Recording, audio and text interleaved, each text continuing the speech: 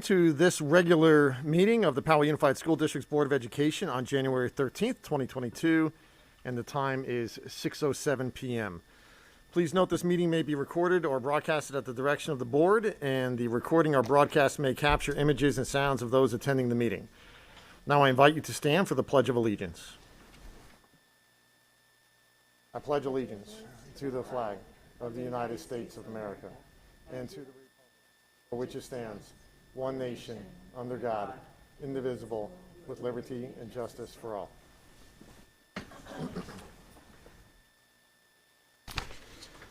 Thank you very much and welcome.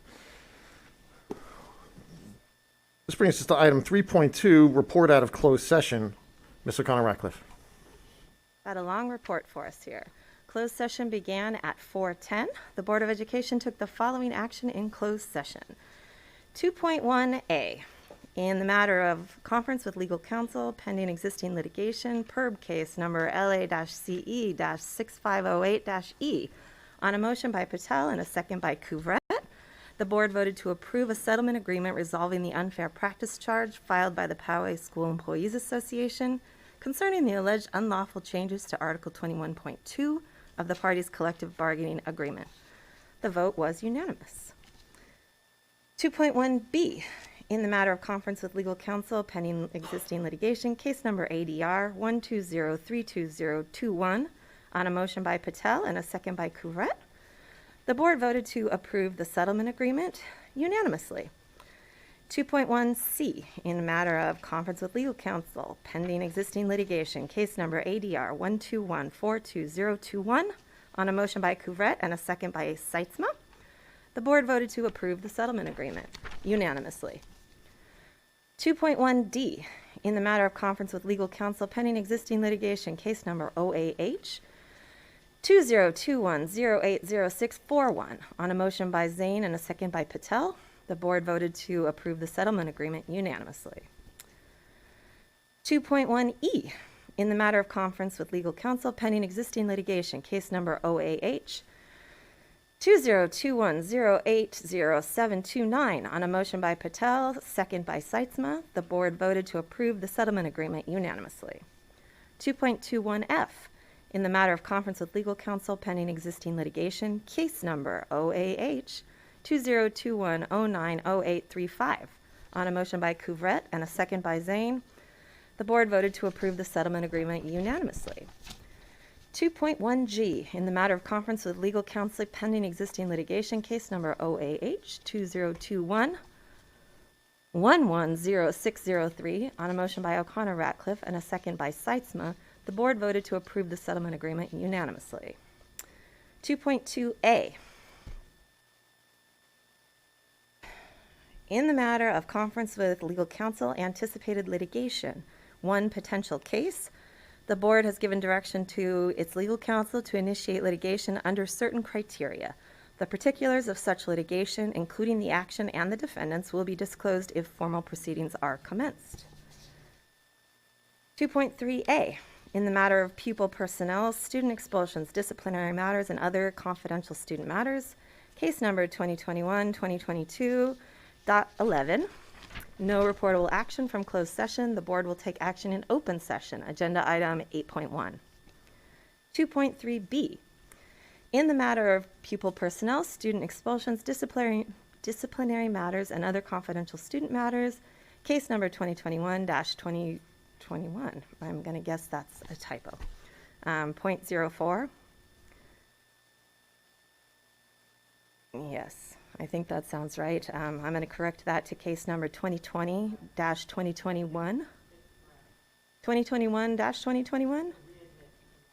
Okay, excuse me. I'm accusing staff of making a mistake, and it's not. In case, my apologies. All right, back to this. Case number 2021-2021.04. No reportable action from closed session. The board will take action in open session. Agenda item 8.1. 2.3C, in the matter of pupil personnel, student expulsions, disciplinary matters, and other confidential student matters, case number 2021-2022.04, no reportable action. 2.6, in the matter of public employee appointment employment, superintendent mid-year evaluation and goals, no reportable action. 2.7A, in the matter of matter of conference with real property negotiator pursuant to Government Code Section 54956.8, no reportable action. No other reportable action was taken during closed session, and closed session adjourned at 6:00 p.m. Thank you, Mr. Connor Ratcliffe. Please make note, all members are in attendance this evening, including student board members. You, welcome. Good to see you again. Happy New Year. And I will turn it over to you for item 3.4, welcome to the public. Welcome to the monthly meeting of the Board of Education. PUSD has moved to live public comments via Zoom and is no longer accepting written comments to be read aloud during board meetings. This process has been revised effective December 10th, 2020. Public speakers were requested to fill out a public speaker request form via https:/bit.ly/PUSD speaker slip. The speaker request form submitted between 1 p.m. to 6 p.m. today received instruction on how to join via Zoom or by telephone. Individual speakers will be limited to 3 minutes, and there is a 15-minute time limit per topic. When time is up, your microphone will be muted. Written comments were also submitted via bit.ly/PUSD written comments until 6 p.m. today. Written comments will not be read aloud during the meeting, but will be provided to the board members.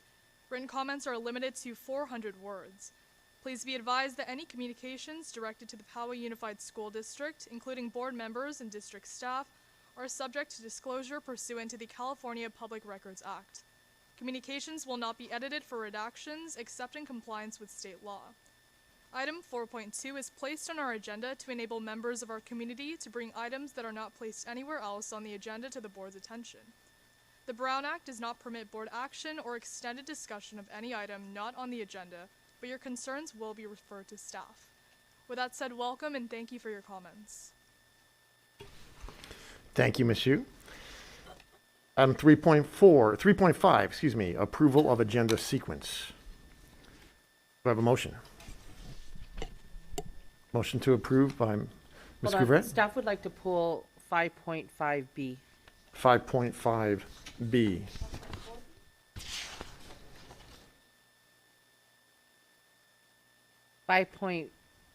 .4B, I'm sorry. Thank you, Dr. Phelps.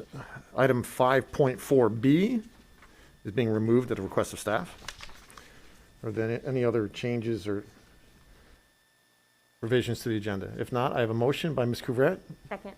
Second by Dr. Patel. All in favor? Aye. No? Motion carries 6-0. This is the item 4.1, student board representative reports. And I will go with, who do we have here for the Mount Carmel? I don't know who we have representing Mount Carmel this evening.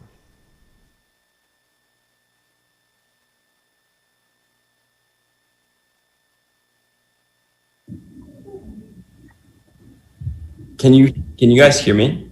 Yes. Okay, I'm so sorry about this. It's like I can't really see anyone else. It kind of just, it's like only showing me. But can you guys see me as well? It's audio only, Charlie. Okay.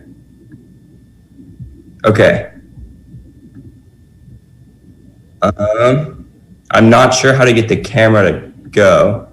No, we don't need to see you. You can just go ahead and speak. Okay, sounds good. Okay. Good evening, Powell Unified School Board. My name is Charlie Hickok, and I am Mount Carmel High School's ASB president. I am pleased to inform you of the great things happening at Mount Carmel High School. As trimester 2 is in full swing, Sun Devils came back from break and got right to work. First, I'm excited to announce the introduction of Mount Carmel's Clean Campus Crew. Clean Campus Crew is a group of students coming from different clubs, sports, activities, and grades. Together, they have produced multiple solutions to stop food waste and pollution issues on campus. Through video advertisements, the Clean Campus Crew makes it known that clean and green is the Sun Devil way. Sun Devil athletes of all levels are working hard as basketball and soccer are entering league play, and wrestling and girls water polo continue to put in the hard work and see positive outcomes. Competition cheer won first place in the jams competition, and they continue to compete as they move on to competition in Las Vegas. Prior to the break, Sun Devils and their many talents were celebrated on the Friday before break during our annual Winter Fest. This year's Winter Fest looked a little different than past, but that doesn't mean it still wasn't filled with great performances from choir, band, and orchestra. I would like to say a special thanks to board member Michelle O'Connor Ratcliffe on supporting this year's Mount Carmel's Winter Fest. To decorate for the Winter Fest, ASB put up 1,500 paper snowflakes made by the student body during homeroom, and they put those up overnight and surprised everyone in the morning. Tomorrow marks the 6-week period of Try-To, as well as the halfway point for the year. Sun Devil spirit is thriving as everyone continues to wear red every Friday and support activities throughout the campus, participating in the Red Sea. This 6-week point also marks an academic milestone, as Sun Devils have 6 more weeks to finish our trimester 2 strong and continue into the end of the year working as hard as possible and continuing our school's tradition of excellence. As always, thank you so much for your support and time, and remember, it's great to be a Sun Devil. Thank you so much, Charlie. Next we have from Westview High School, Cody Mongold. Cody.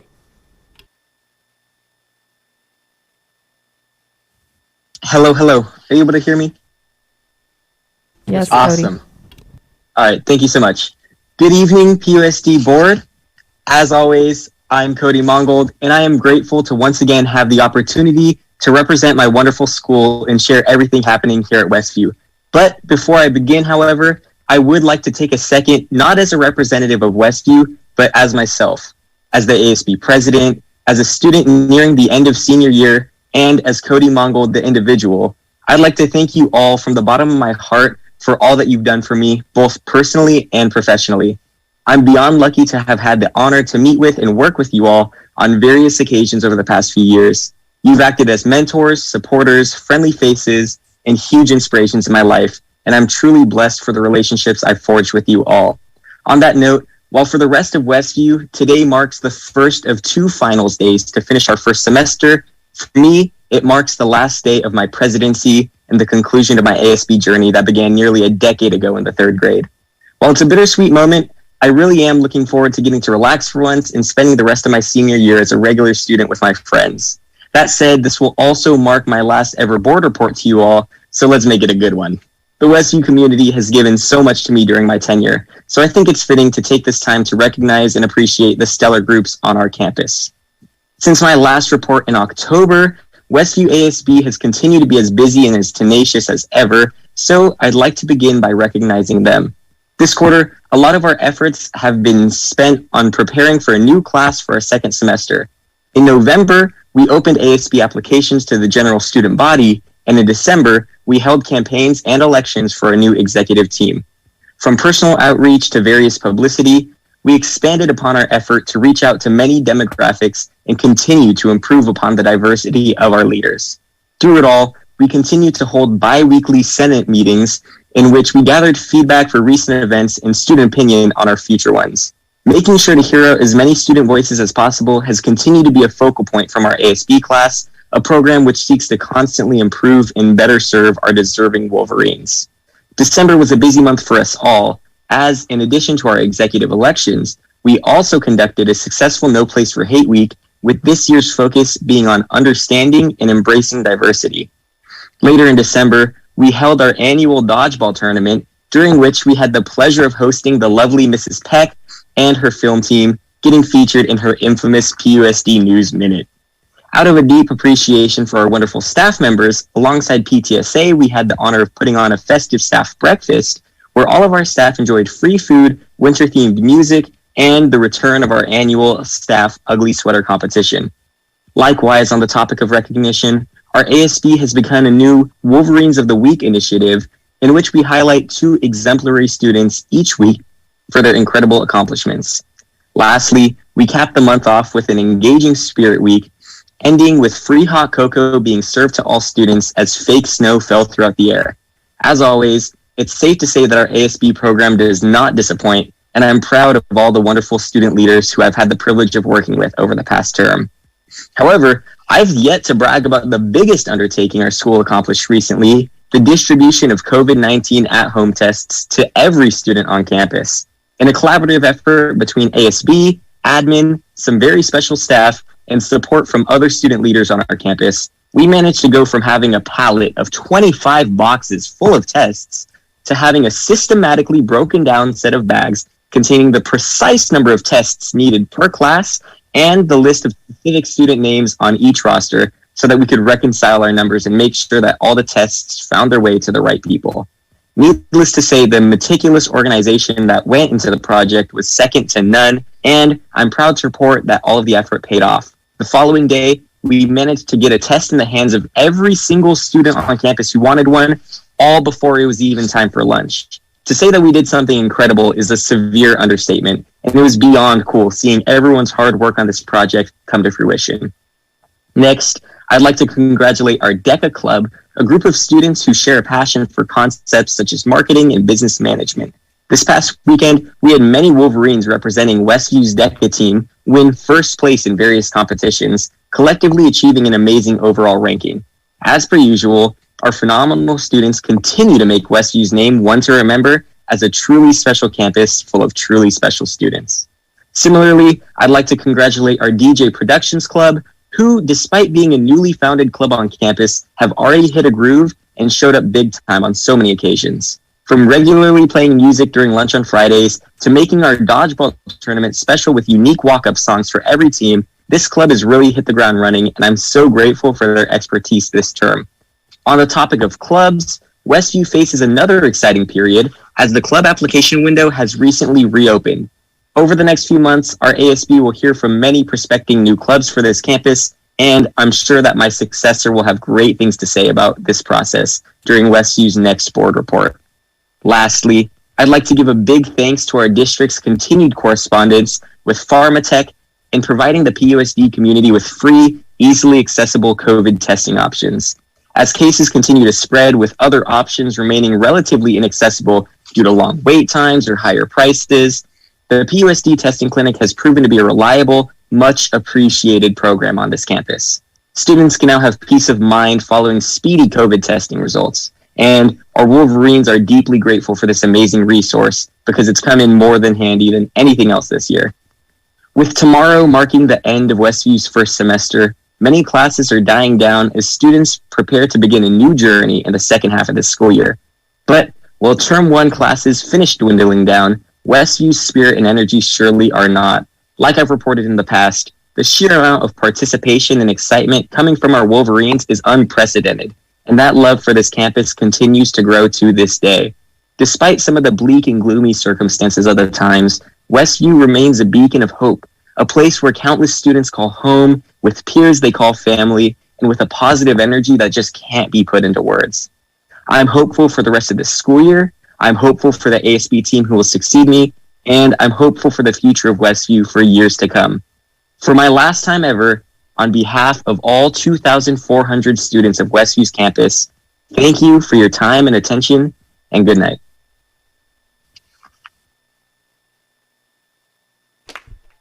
Thank you very much, Cody. Congratulations on your accomplishments, your exceptional board report, and your prolific use of adjectives. We wish you the best. Next, we have Lila and Yeti from Oak Valley Middle School. Good evening, Superintendent Phelps, board members, Powell Unified staff, and community members. I'm Lila and Yeti, and thank you for the invitation to speak about Oak Valley Middle School. We thought last year was unique, but it's turning out that this year is unique thrown into a tornado. However, the students, staff, and entire community continue to shine and live by our motto, we belong here. And much like Dorothy in The Wizard of Oz, we know that there's no place like our home, Oak Valley. In the past, ASB has focused on having 3 dances as our primary way to connect students: a 6th grade dance, a 7th grade dance, and an 8th grade dance. This year, we've decided to get more Falcons involved by planning smaller, more frequent events to reach different people and celebrate different passions. August kicked off the year with Start With Hello Week and Club Rush. I'm proud to report that we have 22 student-run clubs this year.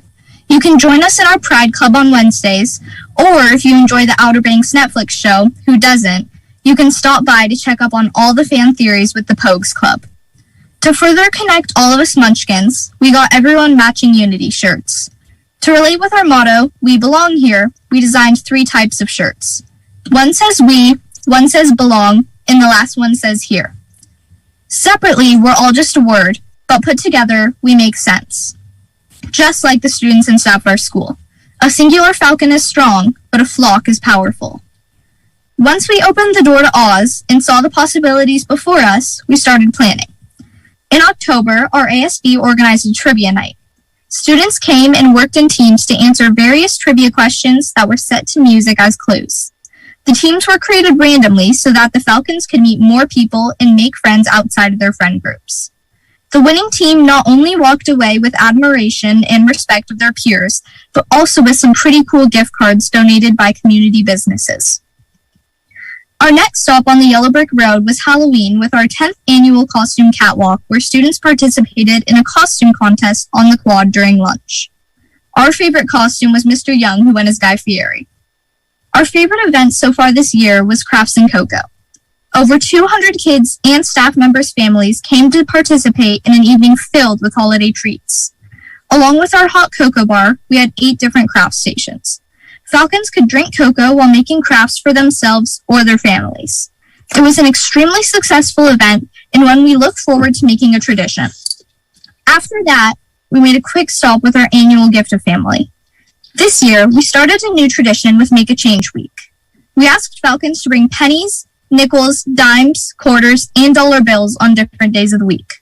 Overall, we raised $522 to give back to our OVMS community.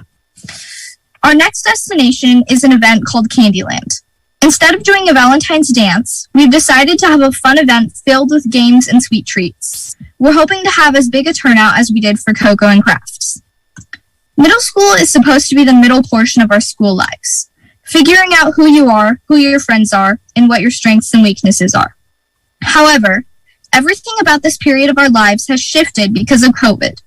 No one who is in middle school right now has had a full, normal year at school. I wouldn't say that these differences have been all bad, but I would definitely say they've been a learning experience.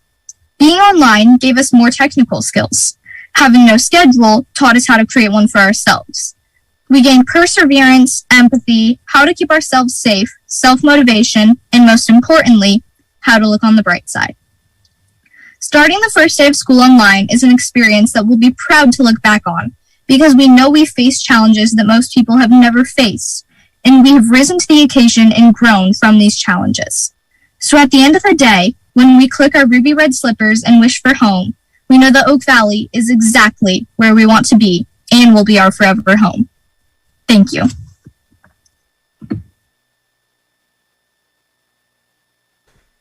Thank you, Ms. Agnetti. Now we have Lily Royce from Sundance Elementary School.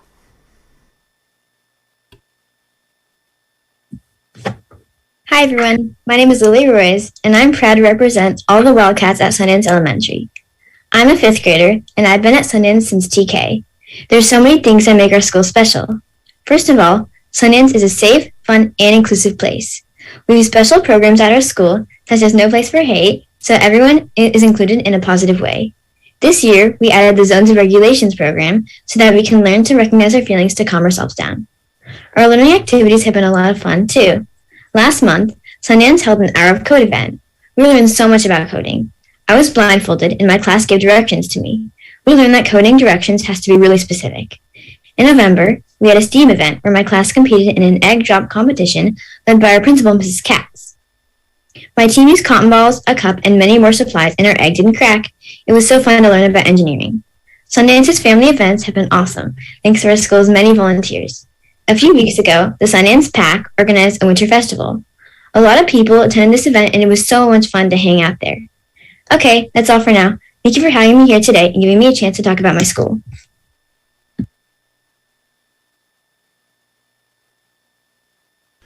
Thank you so much. That brings us to item 4.2, public comments. Ms. O'Connor-Ratcliffe. Tonight we have 4 public comments. I'll turn it over to Ms. Peck.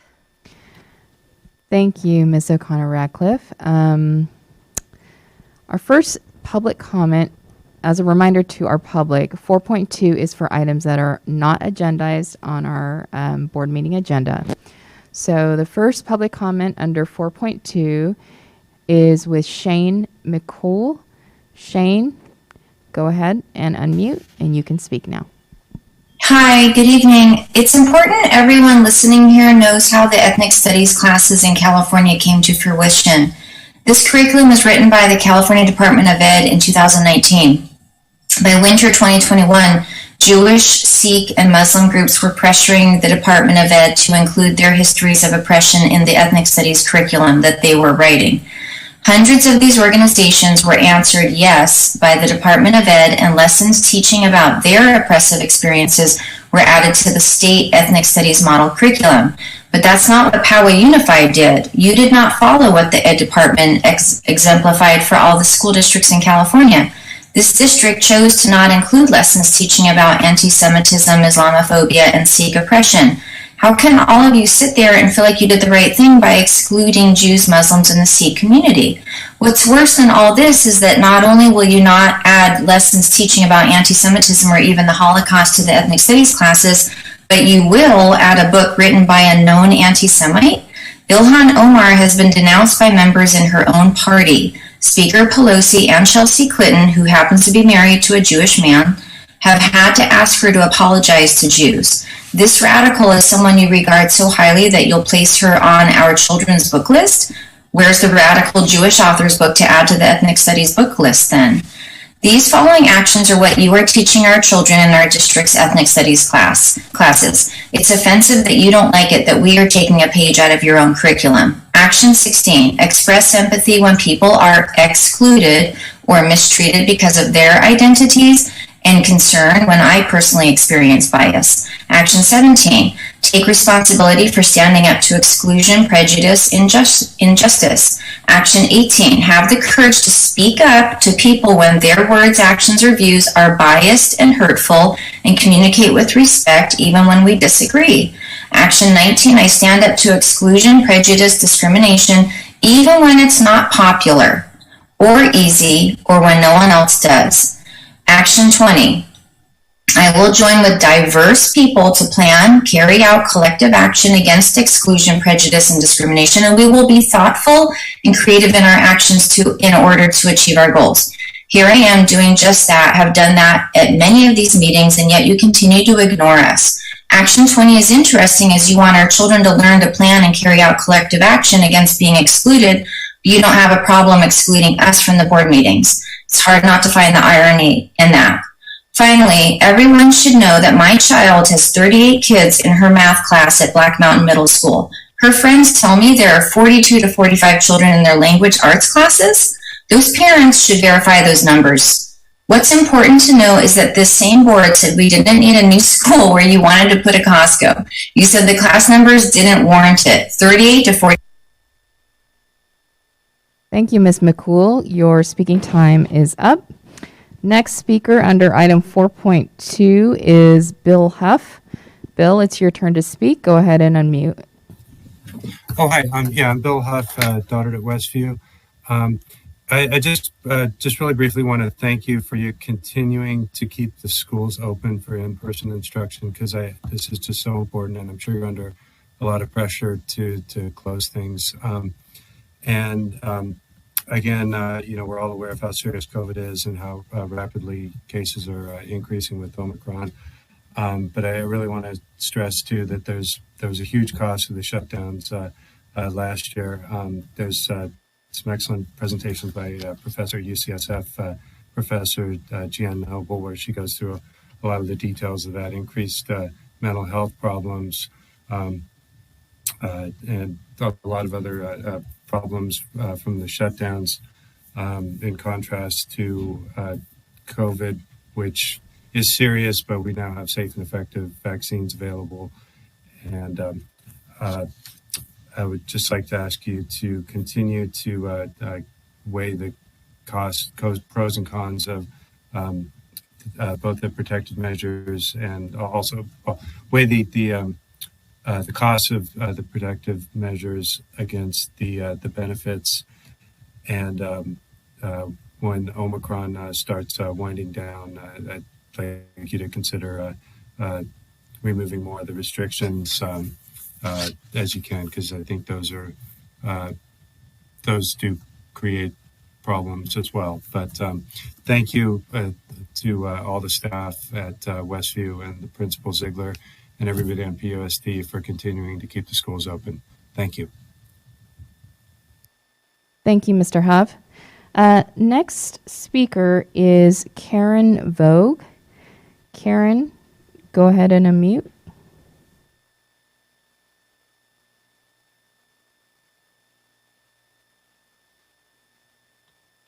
Yes, I'm speaking on behalf of PUSD Parents' Freedom to Choose in regards to childhood vaccinations for COVID. Is this the appropriate place? Hi, Ms. Vogue. Actually, your item is agenda item 8.5, so we will have you speak then. Thank you. Okay, thank you. Bye-bye. Bye.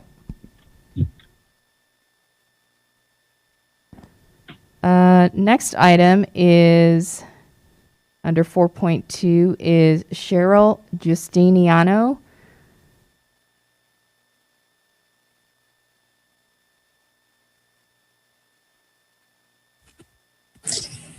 Last month, I called into this board meeting to inform the board and the community that the board's narrative about the September 9th meeting was a lie.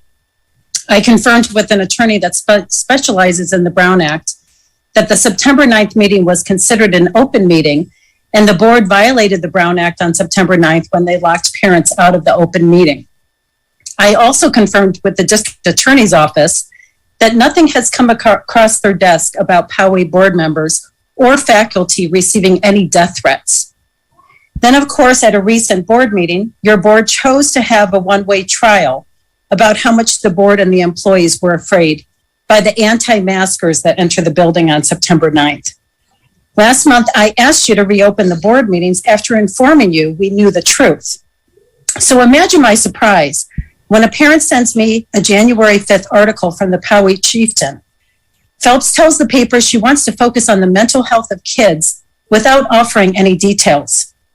When I read the article, I wondered about her mental health, as she once again is using it as an opportunity to slander Poway parents with false narrative and lies. Not only have you refused to open up these board meetings, repeatedly lying to the community, but you have the audacity to show up at various Poway school events without any masks. Phelps, O'Connor, Patel, and Corvette are regularly unmasked at these events. September 23rd, there was an impact award. This was an indoor event. You were all unmasked indoors. Our children, however, were all masked. October 21st, you were all unmasked at a Poway school event. November 9th, you attended a ribbon cutting event, unmasked outdoors while kids stood close to you, all masked up. Patel and O'Connor, you repeatedly show up at board meetings masked up. August 12th and December 16th, you're masked at the board meetings. This is total virtue signaling, and the community sees the hypocrisy. You actually had me believing you two slept with those masks on until I saw these photos of the two of you unmasked throughout the Poway community. I also had to laugh at the beginning of the December meeting when Phelps was caught on camera putting her mask on at the beginning of the meeting. You're not working for the benefit of our kids. You're inflicting significant psychological damage on them. I've heard some horrific things that are happening at the Poway schools, all under the pretense of following CDPH guidelines. Masking, endless testing, quarantining, this needs to stop.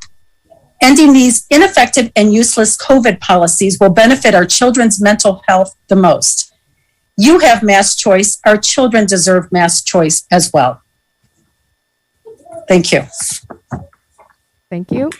That concludes public comment for item 4.2.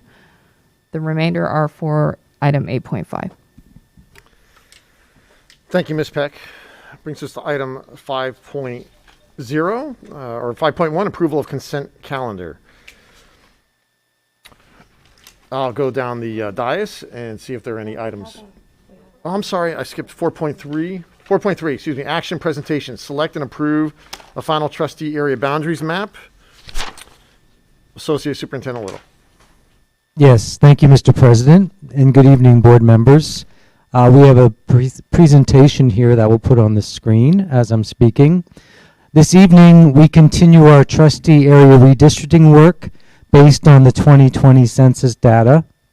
Joining us tonight are Mr. Andrew Bishop from Cooperative Strategies, who will review 2 new revised scenarios, and Ms. Janet Mueller, our legal counsel from Dennis Wolliver Kelly, is also here this evening and available to answer any legal questions that might follow this presentation.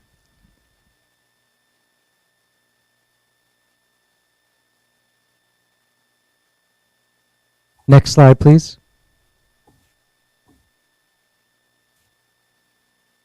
Here is a timeline of the redistricting process. You'll recall that we shared the results of our analysis of the 2020 census data at the October 14th meeting. And of course, those data indicated that we needed to make some slight modifications to the current trustee areas to remain compliant with federal law. Then on November 18th, we reviewed 5 distinct scenarios with the board and the public that included adjustments to trustee area boundaries. You'll also note on this timeline that we had anticipated board approval of a scenario or a map in February. However, we've agendized this evening's item as an action item in case the board wishes to act sooner and make a decision this evening. Next slide, please. Last week, we hosted a community meeting to review those same 5 map scenarios, answer any questions, and to receive community feedback. Mr. Rich of Cooperative Strategies did an excellent job of reviewing each map in great detail. What we heard from the community members who were present was that generally they felt that the scenarios that had the least amount of changes to the current areas were preferable, and in general consensus was that scenarios 4 and 5 were preferred. Next slide, please. Here's a summary of the 5 scenarios that we have shared previously. Given that we have reviewed these in detail at prior meetings, I won't take the time again this evening to do so.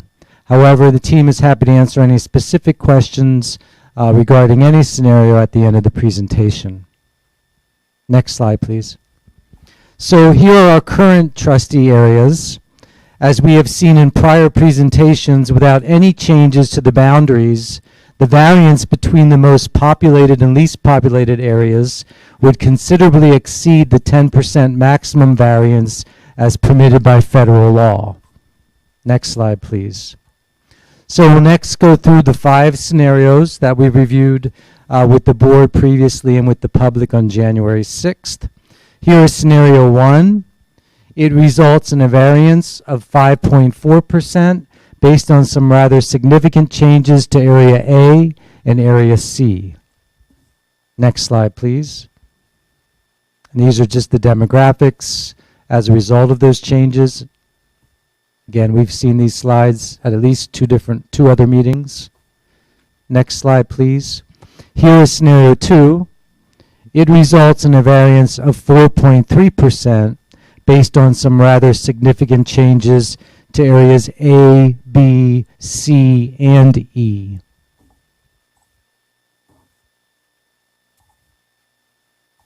Next slide, please. And again, the demographics related to those boundary changes.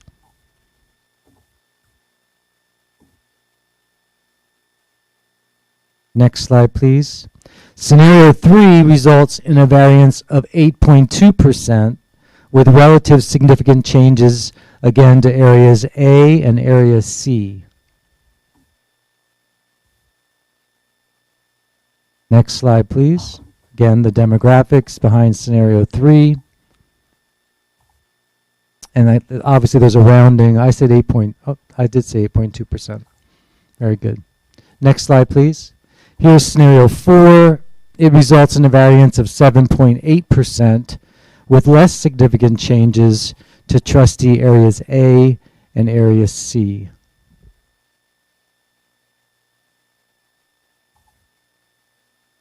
And again, Mr. Bishop, who worked on these maps for us with cooperative strategies, will be able to answer any specific questions you might have with respect to the changes. Next slide, please. Scenario 4, this is just the demographics behind that scenario.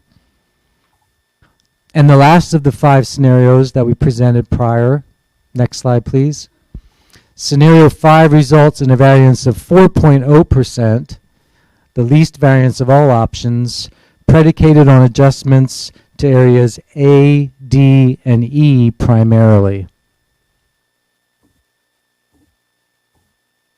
Next slide, please. And these are the demographics behind scenario 5 once the changes are made. Based on feedback from the community, from the board, and from staff, we've taken the liberty of creating 2 additional maps, which really are just cleaned up versions of scenarios 4 and scenario 5. We've called them 4B and 5B. And at this time, Mr. Bishop from Cooperative Strategies is going to walk us through these 2 revised maps and talk about why we made the changes we did, again, to both scenarios 4 and 5. Mr. Bishop, please. Thank you, Ron. Can you hear me? Yes. Great. So I'd like to start on scenario 4B, if we'd like to look at that map. Next slide. So scenario 4B, based on community feedback, scenario 4 was a preferred scenario. And scenario 4 really looked at making minor adjustments to the current trustee areas of Powell Unified.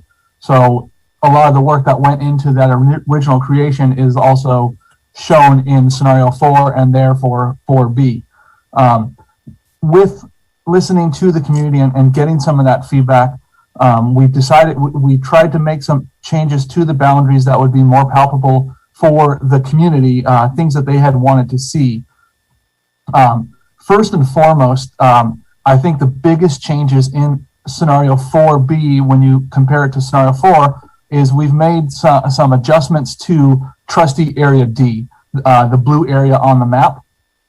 Namely, what we've done in this scenario is when you look at the Rolling Hills community, currently Rolling Hills, many of those homes are in area C. But those homes, they don't have an exit. When they have to exit their community, they actually have to take roads that lead them through area D to get to area C. And those homes are really disconnected from the other homes in area C. And so with this scenario, we've gone and corrected that. We've moved the Rolling Hills neighborhood to area D to keep that community whole. In doing so, we did make a like-for-like change. So when you look at the boundaries of area D, along Carmel Mountain Road and then up to Black Mountain, there's a neighborhood there right now that is currently in area C, area D, and in scenario 4B, we've moved that neighborhood to area C.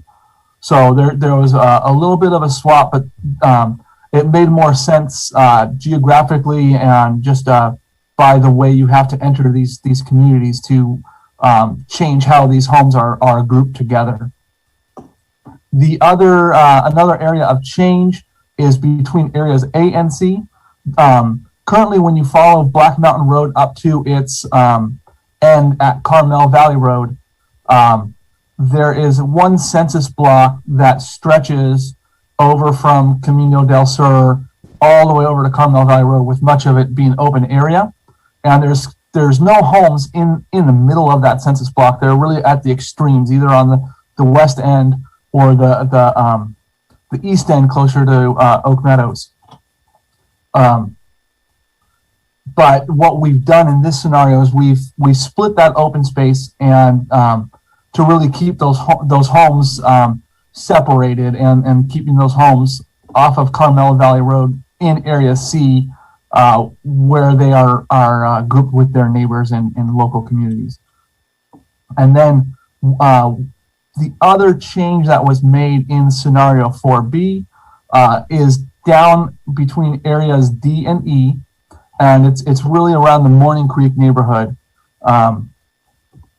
There are a number of homes that were just adjacent to the neighbor to Morning Creek elementary that are currently classified as Area C. And so that what we've done in this scenario is we've paired that neighborhood back up so those homes are tied together in one trustee area. And so the area just south of it, as you follow Sabre Springs Road down to the south, down to Poway Road, when you get down there, there's a community called Savannah Terrace. Those homes are remaining in Area E. And so we've just separated that census block so the homes in Morning Creek are all grouped together. Overall, what we've done is we've really kind of consolidated Area D into a more uniform boundary with communities that tie in together and so we aren't separating them and how they're how you have to enter. So we're keeping these neighborhoods whole and just doing a better job of keeping those communities together based on what the public has expressed. And when you look at the demographics for scenario 4B, we do achieve a variance of 4.5%. So currently our scenario 4 was sitting at 7.8%. Now scenario 4B with these adjustments, we are now sitting at 4.5%. And what we've really done is we've shifted some of that excess population in Rolling Hills, which was one of our Area C is one of our more heavily populated trustee areas in scenario 4. We've shifted a larger chunk of that population to Area D, and so they are both sitting closer to the average what we want to achieve at this point. This scenario does leave Area A as our most populated, and the other 4 trustee areas are all very close, just sitting a little bit under the average population of what we want to achieve. Next slide. And then, now we can look at scenario 5B. So again, this 5B is a play on scenario 5 with the making some of these same edits that we saw in scenario 4B. You can see, again, we've moved the Rolling Hills neighborhood back to Area D to keep that neighborhood whole. We have swapped the portion of Area D around Carmel Mountain and Black Mountain. We've swapped that neighborhood back to Area C. We have split that census block that at the extent of Black Mountain Road and Carmel Valley. We have, again, split that census block into between areas A and C to better group those homes. One of the differences in the scenarios, if you look up north in Area A in the yellow at Camino del Sur, in scenario 5, Camino del Sur does act as a kind of natural boundary between areas A and C. What we've done is we've crossed over from Area A, or Area A has crossed over Camino del Sur to grab that Sterling Lakes neighborhood that's just north of Camino del Sur, and the neighborhood's just adjacent to it. So those homes are, again, they're pretty tied together, more closely related with the homes on the other side of Camino del Sur than they are with the neighborhoods over in Forest Ranch around Del Norte High School and Del Mar over there. So we've also made the changes around the Morning Creek neighborhood.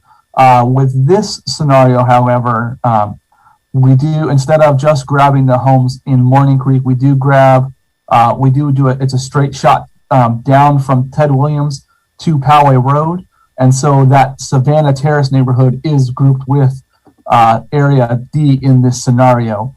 And then you can also see that the medical facilities that are along I-15 and just south of Poway Road right there, though that portion of what is currently Area E, we have moved to Area D. There is no population associated with it, but it made for a more contiguous boundary. And then there is also a small change along Ted Williams Parkway near Twin Peaks Road. Currently, there are some homes that are in Area 4 in that portion. But again, those homes can't be reached via Ted Williams Parkway. You actually have to come down through the neighborhoods in Area E to access those homes. And so it was just a better fit to move them back with the other homes in the area into Area E. And then when we look at the demographics on the next slide, This achieves a variance of 6.8. So scenario 5 currently sits at a variance of 4. We do stretch our variance slightly in this scenario. And that is because we do move some population out of area A and into area C and D down along the original boundaries. So in this scenario, scenario 5B, trustee area A is our least populated, sitting at a 3.5% variance under the average, whereas area E is our most populated. And it felt, in doing my research and looking at the community, knowing that area E is the Powell area, it's a little bit of an older community, there isn't as much development happening. Area A, there is still large amounts of development that are on the horizon within that trustee area. Leaving area A light and leaving area area E heavy does allow us to possibly have a better balance when Powell does have to reevaluate redistricting at the 2030 census. Very good. Thank you, Mr. Bishop. So at this point, we'd be happy to answer any questions the board may have. Thank you, Mr. Little. Ms. Couvret. So first off, I know Dr. Seitzman, I listened in on the community forum, and okay, is that better? Can you hear me now? Even more? Okay. I can use my aerobic teacher voice. A little better. Anyway, so I wanted to say all the work that went into these, I know it's a huge puzzle to put these together, and I really appreciated having them posted on the website. And like I said, the community thing that we went to was great.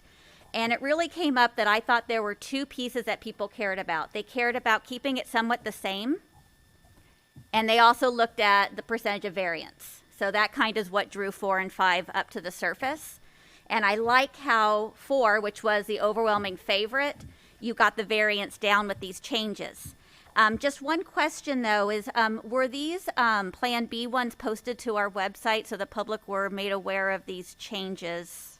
Yes, we posted them, I believe, yesterday. Thank you. Mm-hmm. Dr. Patel. So many thanks to staff and our consultant for working on these maps and for cleaning up a lot of the trailing edges of neighborhoods in the B versions of 4 and 5. I know that was something that bothered the community quite a lot in the last round. Speaking to 4B and 5B, I do want to say that I like how in 5B, the communities that have Mello-Roos or CFDs have the ability to be represented by more than one board member. I think going forward that's significant and interesting. But looking at the variance and hearing that the variance was a point of interest for our community, 4B definitely has a better variance, and it does better by some of our CVAP numbers, which drew us to districting in the first place. And so I do appreciate some of the modifications in the B versions of 4 and 5. So thank you very much on that. Thank you. Anyone else? No? Mr. Connor Ratcliffe. One question, if we want to move on scenario 4B or 5B, is there any reason that we can't do that tonight? Dr. Phelps, Mr. Little? No. There's no reason whatsoever. Really, this evening was just about getting more feedback, if any. If for some reason you thought there was a better alternative than what was being presented, and we could work on that with our consulting teams. But if you're happy with what's presented this evening, action is certainly doable. Just making sure that the posting time was sufficient. Okay, thank you.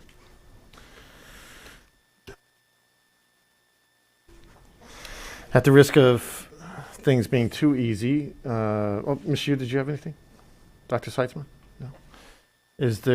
Was I sensing that there's a motion for 4B? Motion to approve scenario 4B. Is there a second? Second. A second by Dr. Seitzma. Further discussion? Okay. Preferential vote, Ms. Shu? Aye? Okay, all in favor? Aye? Okay, motion passes 6-0. Map 4B. Thank you. Thank you so much for all the hard work. Appreciate it. Thank you, Mr. Bishop. Thank you, Ms. Mueller. Now that takes us to item 5.1, approval of consent calendar. I will go down the dais, ask if there are any board members who have any items to pull. Ms. Shu. Dr. Seitzma. No. Ms. O'Connor-Ratcliffe. Ms. Couvret. Dr. Patel. Dr. Phelps. 5.4B. Yeah, but now we came back. We cleaned it up. So we're going to remove item 5.4B at the request of staff. Is there a motion to approve? Motion to approve. Motion to approve by Ms. O'Connor-Ratcliffe, second by Ms. Couvret. All in favor? Aye. Motion carries unanimously. Item 6.1, proposed 2022-2023 year-round student attendance calendar for Valley Elementary School. First reading, Mr. Jimenez. Thank you, President Zane. District staff is presenting a first reading of the proposed 2022-2023 year-round student attendance calendar for Valley Elementary School. Valley Elementary follows a 180-day student attendance year-round calendar. The first proposed day of student attendance will be August 1st, 2022, and the last day of school is scheduled for June 8th, 2023.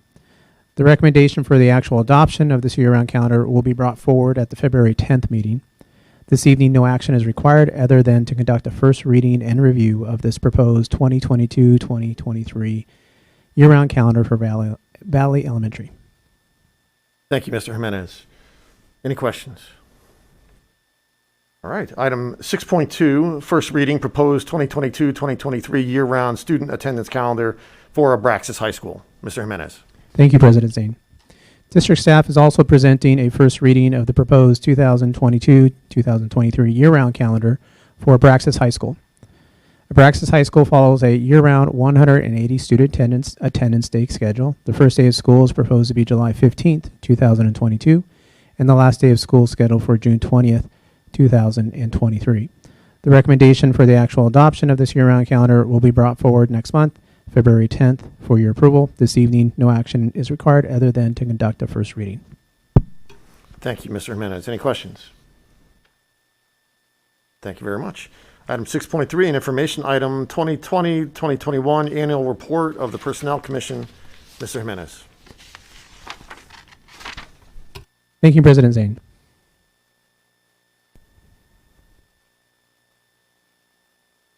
Each year, the Personnel Commission is required to report to the Board of Education regarding activities, accomplishments, and goals of the Personnel Commission. This evening, Ms. Rebecca Lee, the Director of the Personnel Commission, has been invited to present the annual report and highlight key accomplishments, goals for the upcoming year, and answer any questions from our Board of Education.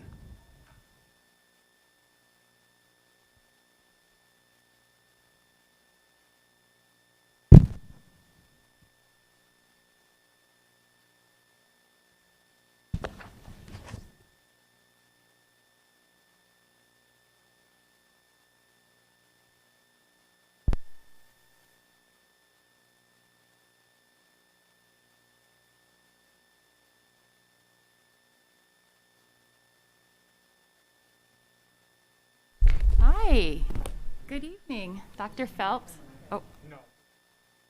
As close to as possible. Okay. Good evening, Dr. Phelps and Board of Trustees. I'm pleased to sit before you as the new Director of the Personnel Commission and to provide an overview of the work that was accomplished by the Personnel Commission for the 2020-2021 school year. We could go to the next slide. As you're aware, the goal of the merit system is to provide a personnel management system that is driven by standards of equity, fairness, and impartiality in the selection, retention, and promotion process of classified employees. Foundational merit principles include recruitment and selection based on job-related knowledge, skills, and abilities, fair and equitable treatment of applicants and candidates, the guarantee of a job classification and salary structure that is based on sound professional standards, legal requirements, and equity, as well as protection of employees from arbitrary actions. We recognize that upholding the responsibilities of the merit system extends far beyond what the Personnel Commission does, and I wanted to take a moment to recognize the support that the district and PSEA has in assisting us with promoting those values and our mission behind the merit system. Next slide, please. This particular slide provides an overview of some of the ways that the Board of Education and the Personnel Commission work together to promote the goals of the district. The board sets policy and makes decisions, and the Personnel Commission implements those decisions based on a fair and unbiased process according to our established rules and regulations. Slide, please. Just as the district is governed by a board of trustees, the Personnel Commission is governed by personnel commissioners. For the 2020-2021 school year, those three particular commissioners included Mr. David Little, Miss Margaret Wyatt, and then of course Mr. Hans Christian Sisson, who, as you're aware, vacated his seat as of December 1st, 2021. Next slide, please. And of course, this photo is a picture of our amazing staff in the Personnel Commission who have done a tremendous job of addressing and responding to all the issues that COVID-19 has had on our work. And I wanted to take a moment to acknowledge that just in my short time here, I've had the opportunity to witness their dedication and their hard work.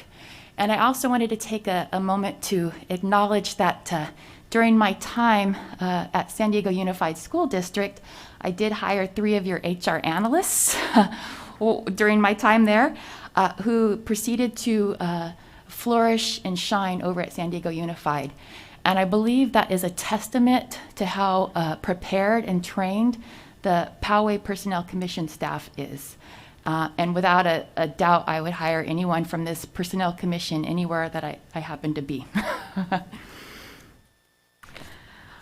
Next slide, please. This particular slide is pulled from the data charts that were provided in the report in your board packet. These 2 charts provide an annual report and highlight some of the key data regarding the work that the Commission performed in the past year.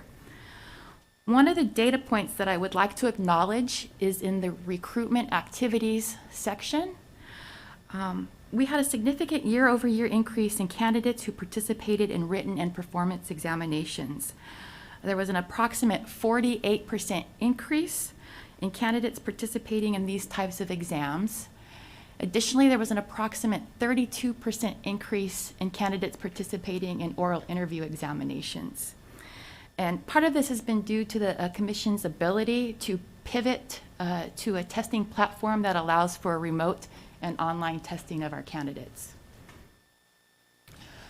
Additionally, in the portion of employment activity, you'll notice under the 2020-2021 timeframe, we had 1,280 placements. I wanted to point out part of that included 244 limited term instructional assistants, 131 program aides ESS, 188 instructional assistant 1s for SPED, 144 instructional assistant 2s for SPED. And I just wanted to give a little brief overview. These are our particular classifications that have large volumes of vacancies. And so our staff has been dedicated and devoted, doing their best to try to fill those vacancies. Next slide, please. I wanted to take a moment to update the board on some of the accomplishments in respect to the goals that were set for the 2020-2021 year by the Personnel Commission. Developing collaborative relationships with staff, PSEA, and management is of utmost importance to the Commission and is a thematic goal that we weave into our everyday work. Through these collaborations, we've established a new and robust testing process that has included the creation of over 140 new exams. Additionally, during this time frame, we also held 80 subject matter expert reviews. We've worked with the communications department to increase our recruitment and marketing efforts, which included the now hiring banners that we've placed at all school sites. And importantly, the Personnel Commission managed to transition our monthly hiring fairs to a virtual hiring format for both instructional assistant special education as well as program aides, ESS and ASS. I do want to point out that prior to the implementation of the virtual hiring fair process, our average in-person attendance at those hiring fairs was 22. Once we pivoted to the online virtual hiring format, our average online participation in attendance has been 54 attendees. Next slide, please. Of special note on this particular slide is the bullet point that highlights our focus on expediting the hiring process from application to start. We've been asked to improve in this area in order to attract and retain quality applicants. Through the use of streamlined processes for application review, as well as the implementation of online exams and scoring, we've been able to move candidates through the hiring process much faster.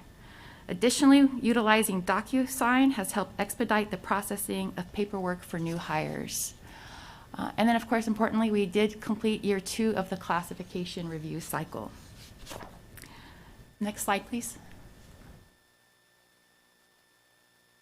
For this particular slide, I wanted to provide some information regarding the Personnel Commission goals that we have set for 2021-2022, which includes visiting schools and departments to continue to develop our collaborative relationships, continuing to work with sites and departments through the examination startup process, increasing and diversifying our recruitment efforts, reviewing opportunities to streamline selection procedures, and then completing year 3 of the classification review cycle. To achieve these goals, we will continue to meet with schools and departments to understand their needs and develop testing processes and procedures that identify the critical knowledge, skills, and abilities necessary to perform the work, which includes closely working with hiring managers regarding their recruitment, as well as classification description reviews. We will continue to seek creative ways to communicate our job vacancies through colleges, public spaces, school sites, and job fairs, as well as seek opportunities for community partnerships in our recruitment efforts. And then, of course, we will ensure the completion of year 3 of our classification review cycle. Our team is excited to meet these goals and to continue to provide high-quality service to all of our schools and our departments across the Powell Unified School District. Next slide. And I thank you for your time this evening. I know it's a long evening for you. And I wanted to use this opportunity if you had any questions for us and for the Personnel Commission. Thank you so much for that presentation. Questions by the board? Ms. O'Connor-Ratcliffe. It's lovely to meet you. Glad to have you on board. Thank you. I had just a couple things, one question, one comment. Is the online testing and hiring that you're doing, that seems like it's been so successful, is that temporary, or do you think you'll stick with it? We will renew it. We just renewed it, and that's the eSkill platform. And actually, based on your utilization of it while I was at San Diego Unified, I had contacted your Personnel Commission staff to find their get their information on how it was working over here, and then San Diego Unified adopted the platform as well. So it's an amazing testing platform that allows for both that remote and online process. So it sounds like it has the potential to be a long-term Yes. thing that we continue using. Yes. Okay, thank you. Especially with the increase, like the Yeah, we've almost absolutely. doubled the participation rates in the examination process. All right, and then no question really, but I'm excited to hear that you'll be continuing to increase and diversify recruitment areas, efforts, particularly with opportunities for community partnerships. Right. I'm excited about that. I'm going to come talk to you soon. I welcome that. Please do. Thank you so much. Dr. Patel. I have a question. Thank you for being here tonight and presenting this report. I know you've just come on, and yet you're presenting here with us tonight, so thank you very much. You seem to have caught up pretty quickly. I am hearing from school sites off and on that it's taking up to 4 weeks to go from recruitment time to placement at a school site. Is there anything we can do, especially during these circumstances now, to shorten that window? Or are we doing absolutely everything we can and that's just how long it takes? Well, 4 weeks is actually pretty good. Wow. Given that, we do have to provide 10 days if it's a promotional opportunity, but if it's an external as well, an open opportunity, we do provide 15 days in that process for recruitment purposes, giving us an opportunity if we need to post with other organizations or online sites or with professional development organizations and meeting their guidelines. And then the testing process has actually allowed us to streamline and shorten the time frame that would typically take, because we now can utilize sending out online interviews. So the candidates who are participating in oral examinations will actually record themselves, and now we can utilize that to send to our oral interview panels to review and score. Instead of having to always wait to put a panel together, which could take a couple of weeks. So we have done things such as limited term hires, which has allowed us to, within a 48-hour period, actually move people through the process if they already met certain entrance requirements and aren't required to go through, the No Child Left Behind testing process or what have you. And we found that works with certain of our paraprofessional positions. Thank you very much. Any other board members? All right. Thank you so much. I appreciate it. Thank you so much. Have a great evening. Thank you. At this time, we're going to take a brief 5-minute break, give an opportunity to clean the speaker's podium table. We have another presentation coming up, and we'll be back in 5 minutes.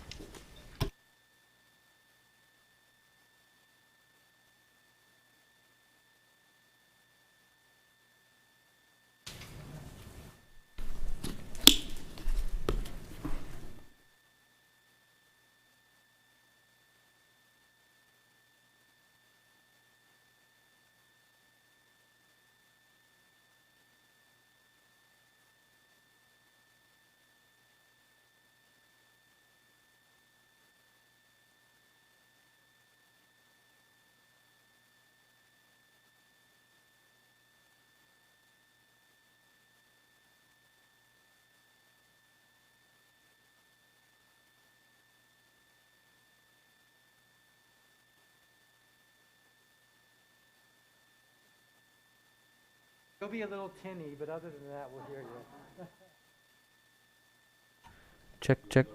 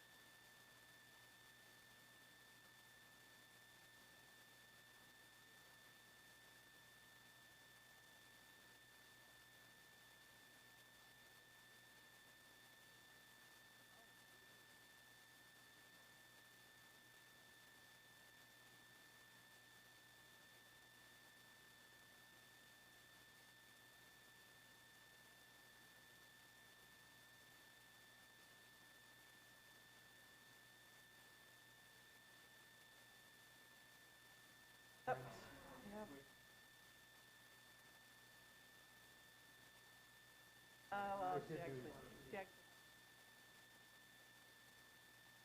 2020. Oh. So the airline was like, let's use the Delta ticket.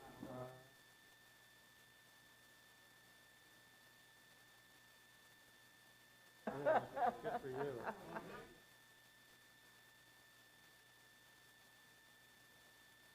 I know.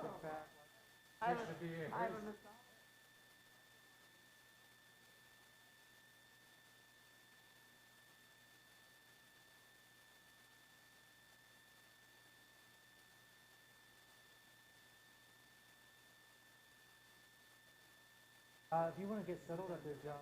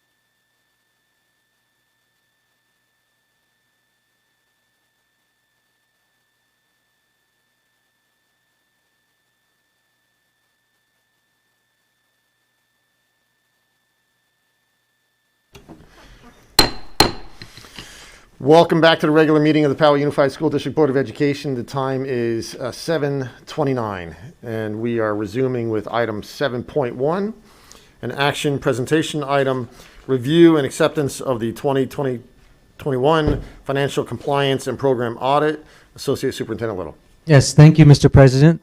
This evening we present the PUSD financial and compliance audit results for the 2021 fiscal year pursuant to California Ed Code Section 41020. Mr. John Dominguez from the auditing firm CWDL will share a summary of those results based on the full report that was provided to the board electronically, and we seek board approval this evening. Before I turn the mic over to Mr. Dominguez, I wanted to acknowledge our hardworking finance team led by Ms. Ramiro and Mr. Tarantino for assisting with the auditing work and doing such a great job. Mr. Dominguez, please. Yes, thank you. And we would echo, those same sentiments. We really appreciate, staff's assistance and willingness to help us along with this audit. As you know, there's a significant volume of transactions we go through. I just checked as we were listening to the prior presentation. Close to 1,500 documents were exchanged, hundreds of requests, and really, despite the challenges we all faced this year, staff didn't skip a beat, so we certainly appreciate that. So I'll go through a brief summary covering services and deliverables, some highlights on the general fund as well as the government-wide financial statements, and our audit results, and I'll open it up to any questions you might have. With that, the kind of scope and services that we provide obviously is the annual audit report, which you all have a copy of. In that, we're rendering our 4 opinions: opinion on internal controls, 1 on state and federal compliance. And I'll just note that we did test 4 federal programs this year, up from what would typically be standard, obviously as a result of some of the coronavirus relief funds, COVID-19 funds. Very, very positive results on the district's compliance with those federal requirements, which, as you know, are very specific, very burdensome in a number of cases, but a flawless implementation of those. So that was very encouraging. Some highlights on the general fund: total general fund revenues and other sources, $436.4 million, exceeding expenditures by just about $18.5 million.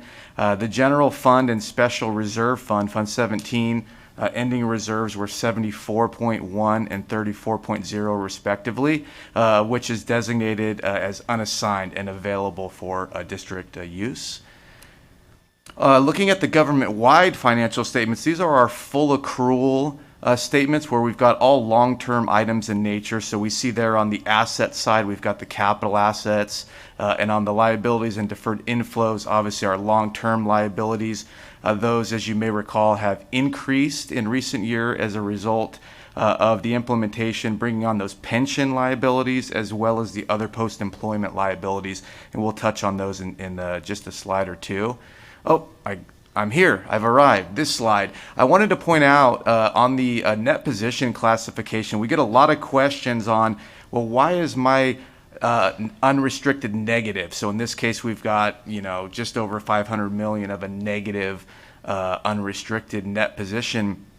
That's directly a result of those 2 liabilities that came on. So the net pension system, the CalPERS, CalSTRS, the district's proportionate share of those, and the OPEB liability.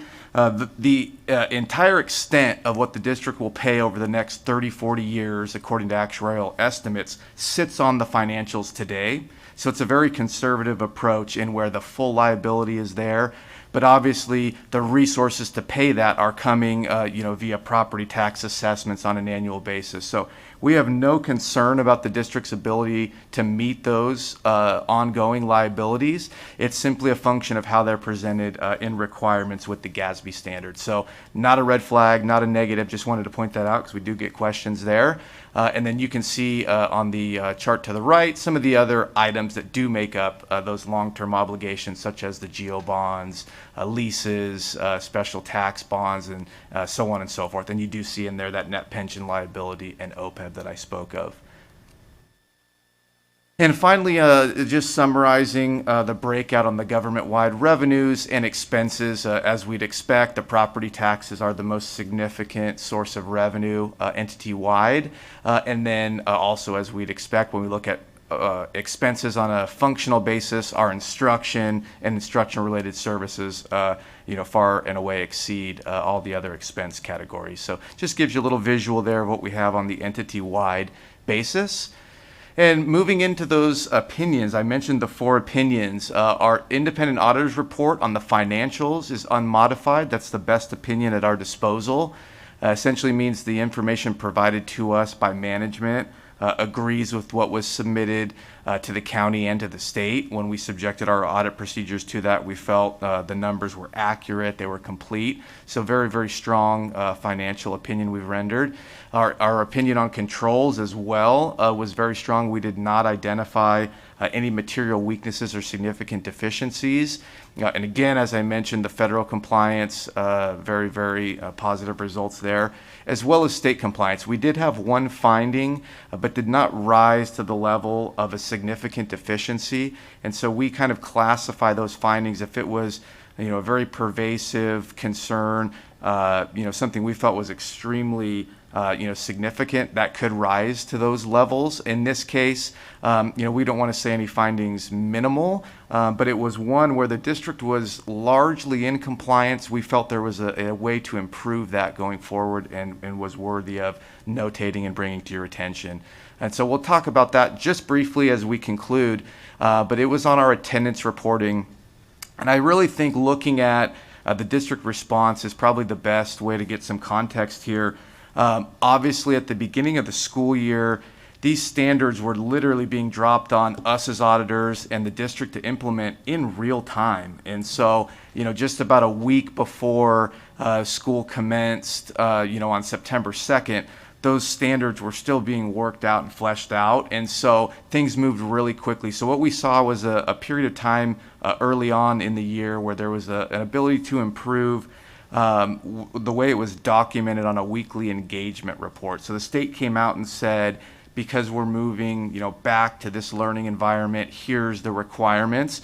And so again, a little bit of a technicality. We do take compliance very serious, and so bring that to your attention nonetheless, but I do classify that as a very minor, a very minimal finding that the district did take action on, and we expect to see completely improved here in this subsequent period. So we'll certainly take a look, and you've got the detail there on the corrective action plan, which we felt very, very comfortable with, and I think just speaks to the collaboration where the district wasn't immediately pushing back and fighting and saying, no, we don't have findings here. It was a more open-handed approach to say, we want to be the best we can. How can we improve? And that's the way the dialogue went. So we certainly appreciated that and felt it was a very appropriate process.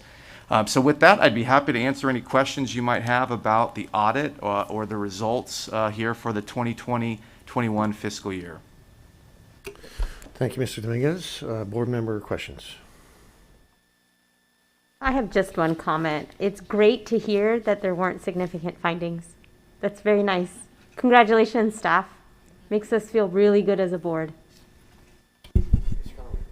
On that note, I'll just throw out my favorite quote of yours, flawless on our COVID money expenditures. Thank you. Well done out there. Dr. Seitzman. Thank you. Just a couple quick clarifying questions on slide 9. Could you clarify what is meant by weekly engagement record and overstated attendance?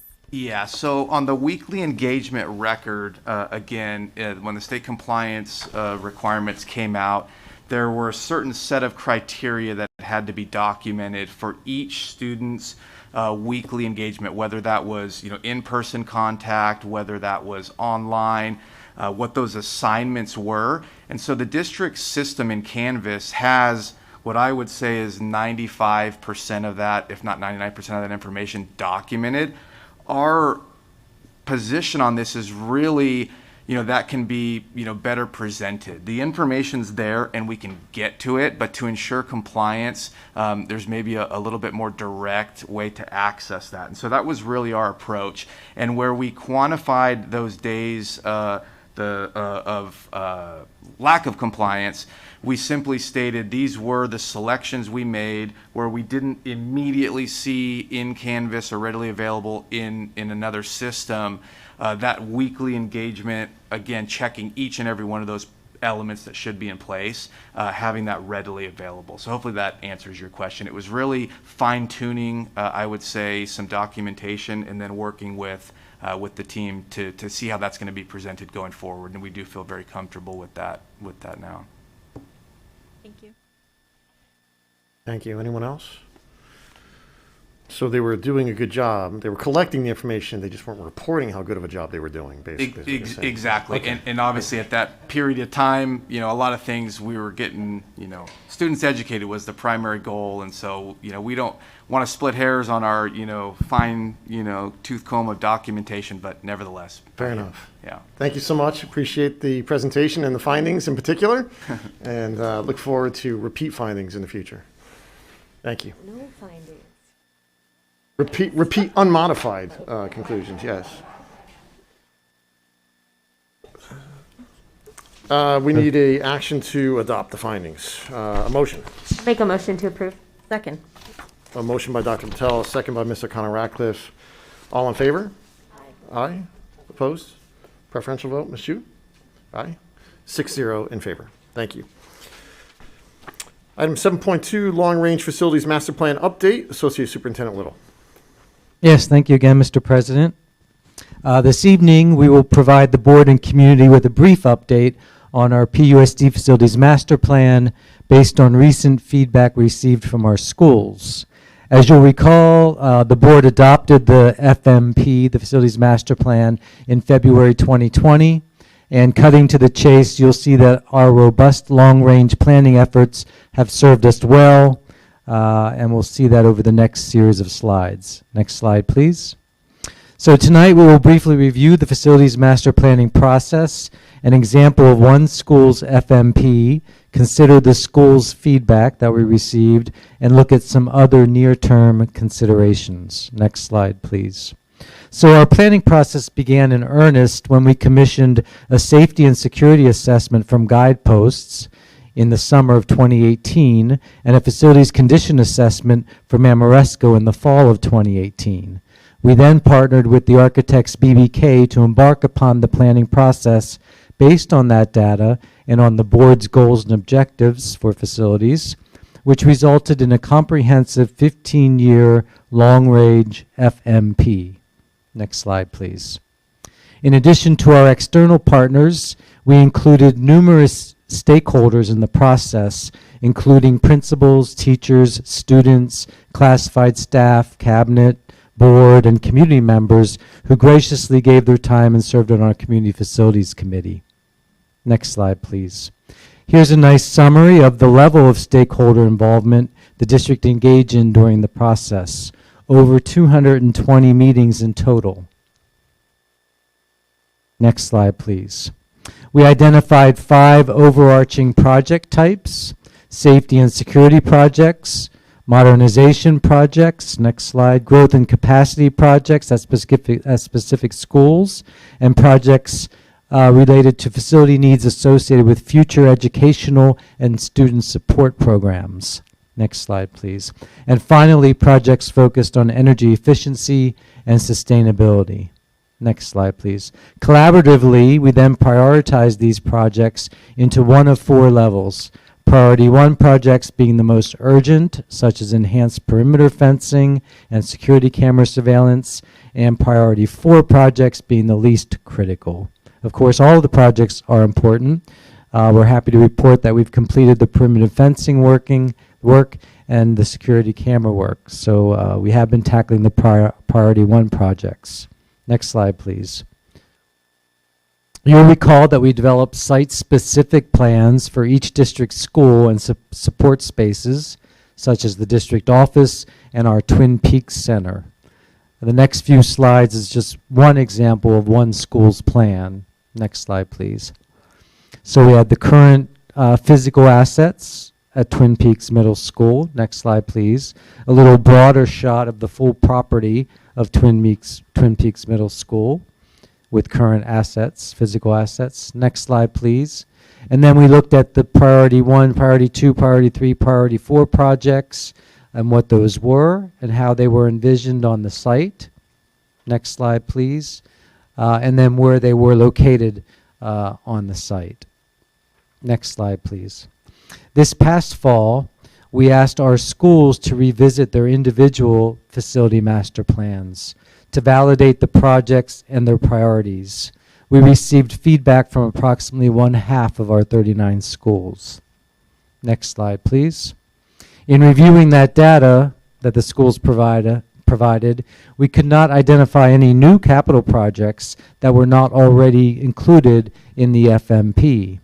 We did receive critical feedback, however, about which projects schools felt were highest in priority, and we've identified those on this slide and the next. So you can see under safety and security, again, reconfiguring our entry points for security purposes at our elementary schools, and then campus communication system and fire alarm upgrades. Future focused projects, mostly related to CTE space at our high school level, as well as additional support spaces, counselors, tutoring, et cetera, across all levels. Next slide, please. And then some modernization priorities. I'll let you read them for yourself there. Again, coming from our schools and what was most important to them in their sites. And all of these are currently in the plan to some degree or another. Next slide, please. Other factors that will impact our facilities master plan in the near term are noted on this slide. So, for example, at next month's board meeting, we'll present a plan to address the new mandate for universal transitional kindergarten and consider its impacts on our facilities and our programming. All of those, the late start mandate obviously will have impacts because we'll need more buses and we have to do something with our bus lot, et cetera, et cetera. So as we flesh out these plans related to these criteria and these factors, we'll revise the facilities master plan in the future. Next slide, please. The final few slides provide just a real high-level update on the associated costs of full facilities master plan implementation. You'll recall that a project cost is really 3 parts, right? So we have direct construction costs, which is all the stuff that it goes to build a building. We have all the indirect construction costs, which are sort of the people and processes like DSA approval, inspection at our sites, et cetera, that go to support the construction, and then the soft costs that the design work, et cetera, to create the project. Next slide, please. So when the board adopted the facilities master plan in 2020, we had quantified the entire plan in 2019 dollars because that's the year in which we finished the plan, and the total project cost was estimated at $1.4 billion. And you'll recall at that time that that's the number that we used as we were beginning to think about a general obligation bond and going out to the community and educating the community about our needs. Next slide, please. As we look forward, we apply an escalation factor to each of those projects in the plan. And I think that our architect partners used a 6% per annum escalation factor, and that gets us to about, I would say, $1.6 billion, rounding up, right? So 1.575 billion, if you want to call it that, very close to 1.6 billion. So next slide. Having said that, I'd be happy to answer any questions at this point. Questions? Mr. Connor Ratcliffe.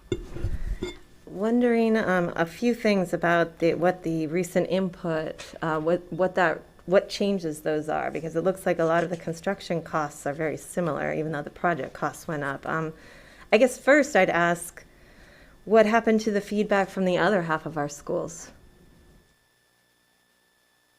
We didn't hear from the other half of our schools. So we attempted numerous times. We reached out to them numerous times.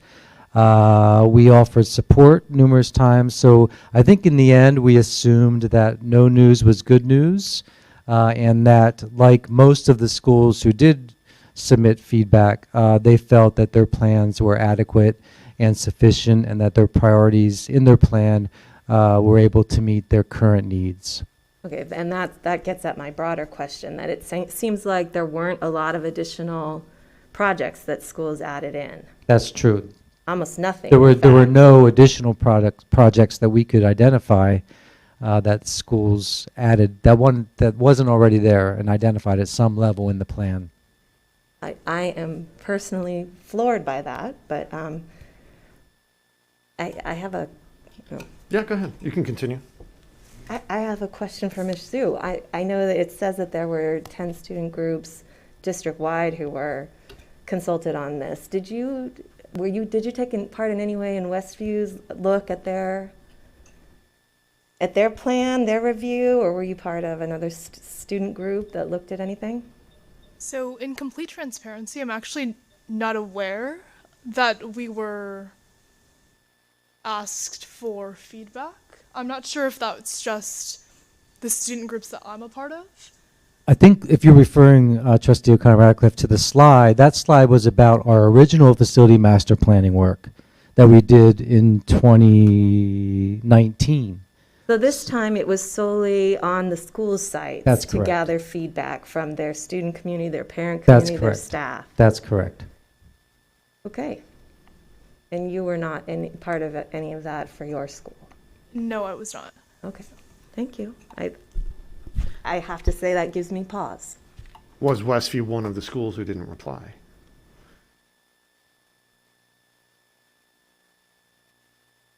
Westview did respond. Thank you.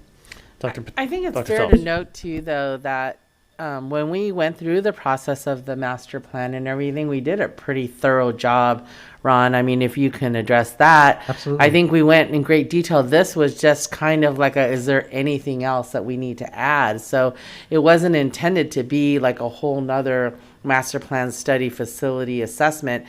And then also fair to note too that at the time that we did go back to ask the sites, we've been a little bit preoccupied with the whole staffing shortage and the pandemic. So that does have some effect to that. But if you can address that part, Ron. Sure. No, I think that's absolutely correct. I think the fact that, to your point, Michelle, that there were no projects identified as being needed to be added to the existing plan says much about our initial efforts and the robustness of that initial effort. And we did have many, many students involved in the initial effort, as well as you'll remember, the teachers and the staff at every site that were involved. So I think to toot our own horn, we did a pretty darn thorough job the first time around. And I really am sincere when I say that our team gives the benefit of the doubt to the schools who did not respond to say, hey, we're good. You would hear from us if we needed something that's not in there. So I think the superintendent is right on. Dr. Patel. I have a quick question. Thank you for this update. I know I was involved a lot at the board level with this facilities master plan work, and it was very thorough. I remember sitting in on some of the conversations that PBK ran at the school sites. I did sit in on a few of them. So thank you for bringing this back. I'm assuming that if we say, just hypothesizing, throwing it out there, if we do go for another bond, we'll revisit this again, right? This isn't the first and last time we're looking at this as an update. We're going to be revisiting. It's a living document, essentially. Yes. So even though we did this during a COVID year and perhaps staff was really focused on keeping our students safe, and maybe they couldn't add anything more at that time, we'll still have opportunities to revisit this and make requests to the plan. Is that correct? Yes, In with like a 2 years. caveat. Okay. Right. So I would just add that if the board were interested in placing a bond on the November 2022 ballot, then there's a little bit of time to revisit it, but not a lot of time, right? Because we'd have to have our project list and our bond list pretty much completed by June. So we will continue to refine the plan as we bring things forward to the board. And if the board decides to go for a bond, we will certainly revisit with all the schools their plans one more time as we're building that project list and the bond list. But the projects haven't changed, because when we tried to prepare this for our last bond attempt, like a lot of the projects haven't changed, and actually they're all pretty serious projects, and so they still stay on the list because we haven't addressed most of them. The only other ones that would be major projects that we would possibly look at to review to add would be any addition of like our CTE building or our facility, our district-wide facility kitchen, big things like that, or a PAC. So in light of that, follow-up question is, we've been, it feels significant. We've been doing some significant work across the district. We resurfaced a pool at Powell. We are working on a couple of theaters. The berms were removed at RB. Did that make any kind of dent in this facilities master plan, or we still have a long way to go? Well, no, this is a very good question, and it's exactly on point to what you had just mentioned. We have committed or spent about $70 to $75 million of current funds, most of which are CFD funds, but also some of our capital funds and our developer fees and our deferred maintenance fees. So that $70 million has not been backed out of this yet. So we can subtract $70 million from the 1.575 billion, and we'll still have 1.5 billion left of need. And that 70 to 75 billion represents all that we have left. There's nothing left, actually, right? So we've committed all that we have from a capital perspective to current and pending projects, knowing that they need to be done. They're all priority ones mostly. Thank you for that clarification. I appreciate it. Just a follow-on to the GEO bond that was referenced and how it related to discussions that were ongoing at the time. First of all, I remember it was a very rewarding project working on this facility master plan as a board. I was impressed by the quality of the FMP then, as much then as I am now, the fact that it stands on its own merits as a quality document, working document. And I think it's indicative of perhaps another way of looking at this is the fact that there weren't any significant additions to the list from those schools that responded shows that what were their priorities then remain their priorities today, which goes further to say that if it's a roof issue, the roof is worse today than it was just a couple of years ago. And so I think it's also worth perhaps, particularly for those site principals, leadership, volunteers, et cetera, watching the meeting this evening, to the extent they may not have understood the context in which their opinion was being solicited presently, might see an additional imperative to get back to the district as soon as possible, because there will need to be some decisions made by the board in the very near future with regard to a potential GEO bond this year. And so there's sometimes more than one reason for soliciting some information from people, and that was just kind of uncovered really in our dialogue here this evening. Mr. Crown-Ratcliffe, did you have something else?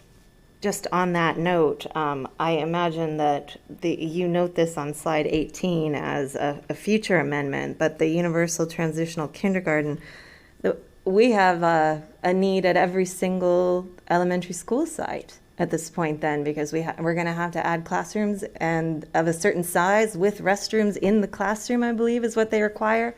So that's a pretty major construction piece for every single elementary site. Correct. And some of it may not be adding space, but reconfiguring space, certainly, which is a little cheaper than adding space. But Okay, that's good to hear. Your point's right on. It's a well-taken point. And again, we'll bring something next month before the board that will share a plan about how to make that happen. Because that's not a part of this cost estimate, not at all. That's correct. That's not part of this cost estimate. And I would add to Ms. O'Connor-Ratcliffe that is a state mandate that didn't come with any facilities funding. And any state bond matching funding, we would have to pass our own bond to be able to access that. So That's Thank correct. you to the state for not giving us funding for that mandate. I'm sorry, Dr. Patel, are you saying there's a state mandate without funding behind? Seems like there are tons of them these Oh, days. I never heard of such a thing. Any other board members? Mr. Little, thank you so much for the presentation. We look forward to subsequent updates and encourage any school sites who have yet to get back to you to do so as soon as they can, understanding everything else that's on their plate. And to Dr. Phelps' point, we understand that and appreciate that. So thank you.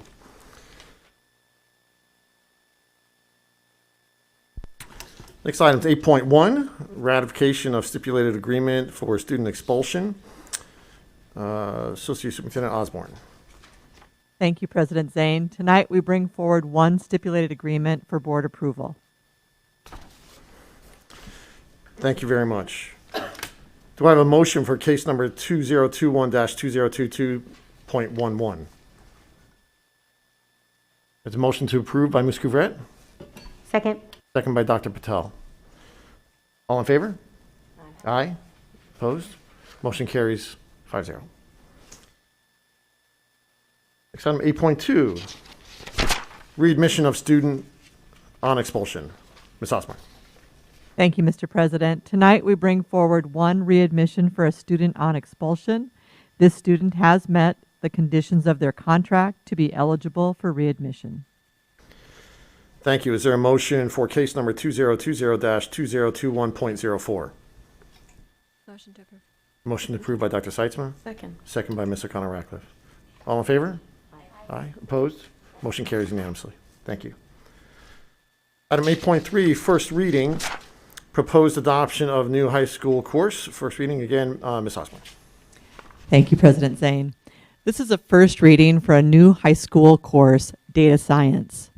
I'd like to thank our math TOSA, Tracy Jackson, and Director Beth Perisic for their work on bringing this new course forward for our students in collaboration with principals and CTE. I am actually really excited about this new course as it creates an additional math option for students. How many of you have received those advertisements and emails from businesses that made you pause because you thought, how did they know I'm interested in this? Well, it's because of data science. And it's the newest pathway that our colleges are adding. The way companies are able to target their product advertisement and development is based on data science. This new course will give students an option for a course that combines mathematics and computer science. Students will deepen their understanding of data analysis, sampling, correlation, causation, and evaluating data-based arguments. Students will also have the experience with industry-aligned R programming similar to computer science. Data science is quickly becoming a highly sought-after college career pathway with courses already offered at MIT, Berkeley, and Stanford, and now at our UCs. This course will allow students to experience mathematics in a new context. Initially, the course will be offered at Poway High, Rancho Bernardo, and Westview for students after they complete Integrated 3. And the good news, we will be accessing online curriculum that is free of charge. Tonight is a first reading. Let me know if you have any questions. Thank you, Ms. Osborne. This course isn't really, we're not going to train them up on how to spam us and tell us that our car's extended warranty is about to expire, anything like that. I'm getting a lot of Perhaps those they'll get lately. those extended warranty questions and calls off the phone. Excellent. Any questions? Ms. Couvrette. I just have to say I was so excited when I saw this because I love seeing more and more options for our students. And sometimes they get down this track where they're stuck with calculus and calculus A, B, B, C, and now we have some others that they know what these numbers are doing and they just want to be able to manipulate them and look further. So thank you for this, and I'm very excited to see it expanded.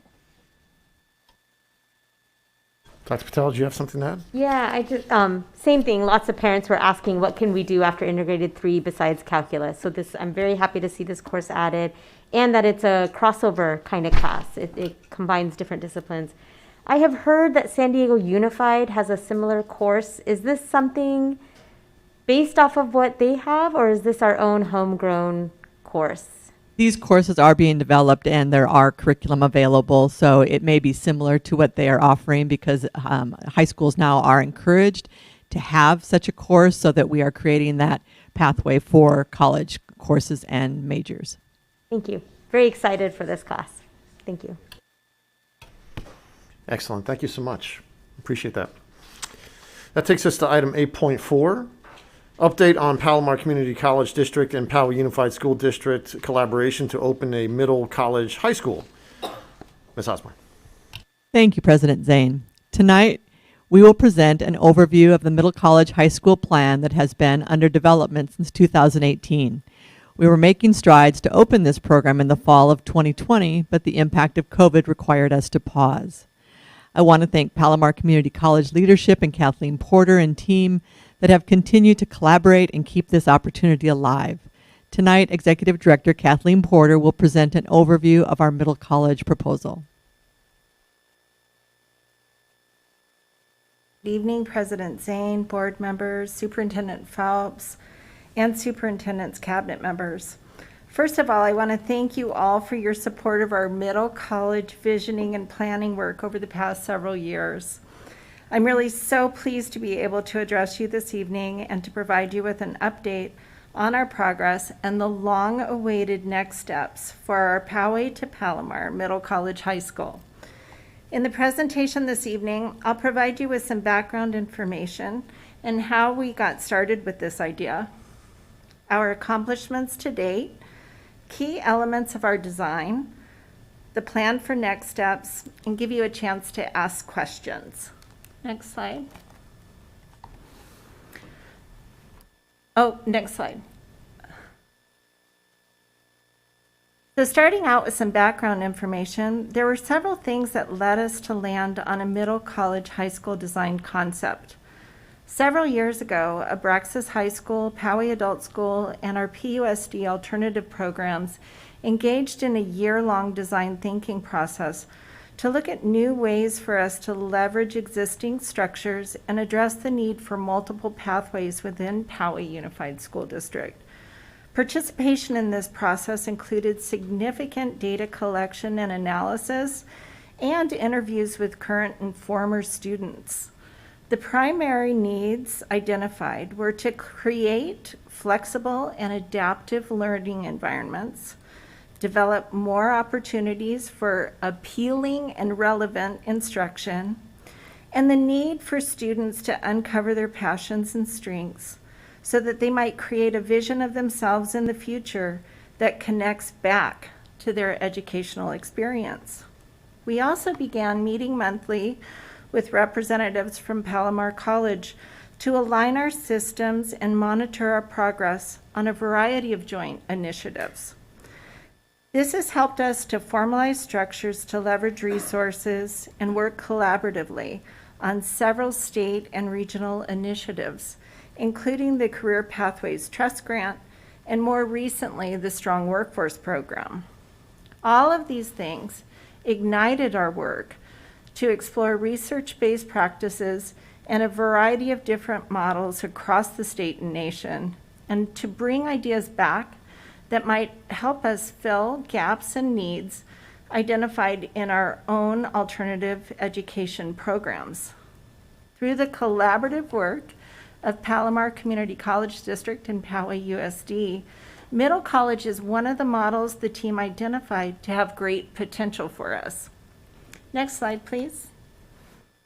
Through all of this, we have learned that there is a group of students who are disconnected in high school, a group of students who are not achieving at their full potential. There's a need for us to provide students with opportunities to accelerate and thrive through participation in small, personalized learning environments with increased access and choice and a clear connection to students' long-range goals. And there's a need for us to provide increased access to students historically unlikely to attend post-secondary education from high school. Next slide, please, Rich. So why now? We like to think of it as the stars have aligned to create this perfect opportunity for us to take action on our middle college concept at this time. After several years of transition, Palomar Community College District now has a new leadership team. Even though there are many new members of that leadership team, There's also been consistency in developing the Poway to Palomar Middle College concept. For example, President Dr. Star Rivera Lacey, Vice President of Instruction Dr. Jack Kahn, Dean Justin Smiley, and Counselor Glenn Bongolan have all participated on the Poway to Palomar Middle College design team at various stages and are all still working with us on this project. Next, the Palomar College's Rancho Bernardo Center has opened within our own district boundaries. And finally, both the community college and K-12 school districts have new sources of grant funding, including the Strong Workforce Program, intended to promote and expand career pathways and dual enrollment opportunities. Next slide. So what exactly is a middle college? A middle college is a collaboration between a high school district and a community college district for high school students who desire a more independent learning environment. Middle college is designed for students who desire an alternative to the comprehensive high school experience. Middle colleges are typically small, usually with no more than 80 to 100 students per grade level. As such, middle college is not for everyone. For example, it's not for students who desire to have a large comprehensive high school experience, including band, sports, clubs, dances, and so on. Middle college students take core classes provided by their high school teachers and college classes with college professors. Middle college is particularly designed to enroll students who are traditionally underserved and underrepresented in post-secondary education. The idea is that students will engage in a rigorous curriculum within a supportive and nurturing environment. The Middle College High School grants high school diplomas, is located on the college campus, and provides transferable college credits. The college credits are provided at no cost to the students. Note that middle college is not our only option for students to earn early college credit. It's one of many options available to our students. Students attending our comprehensive high schools and Abraxas have other options available to them to earn early college credit through advanced placement, articulation, and through concurrent and dual enrollment. Next slide, please. So our work planning a middle college high school began during the 18-19 school year. At the May 21st, 2019 meeting, a special board meeting, board members from both Palomar Community College District and PUSD were presented with information about middle college programs and a preliminary concept of what a middle college might look like in our community. Both boards endorsed the middle college concept and directed staff to move forward with the next steps of planning and ultimately implementation. Following that meeting, a design team was formed and an initial visioning meeting was held on August 1st. A white paper outlining the concepts from that meeting was published on September 3rd, 2019, and during the fall of 2019, focus groups and stakeholder groups were convened to provide feedback to the initial concepts proposed in the white paper. In February of 2020, the boards of both Palomar Community College and the Poway Unified School District approved the College and Career Access Pathways, CCAP, dual enrollment agreement, paving the way for us to move ahead with an affiliation agreement for the middle college high school. At that time, the plan was to open in the fall of 2020. However, the opening was delayed as a result of changes in leadership at Palomar College, the COVID-19 pandemic, and subsequent cancellation of in-person classes at Palomar College. In April of 2021, the Palomar Community College District Governing Board approved the affiliation agreement with Poway USD for the purpose of operating a middle college high school. At that time, the designated square footage and facilities use fees had not been determined. Those elements were finalized in early December, and the agreement was approved by the Powell Unified School District Board at your December 16th board meeting. Throughout this time, we've continued to meet regularly with our Palomar College partners and are now poised to move forward with the opening of our middle college high school. So I'd like to take a look at the key points of our model. So next slide, please. As we look more closely at the model being developed, it's important to share some key components. First is the fact that this would be an entirely new school for Powell Unified School District that would be located at the Palomar College Rancho Bernardo site. Students would be enrolled as full-time students in this new school and would not be attached to one of the other 6 high schools in our district. This means that students would not have access to the extracurricular programs found at our traditional sites, but would gain access to college courses and internship opportunities. Students and staff will follow the Palomar College calendar.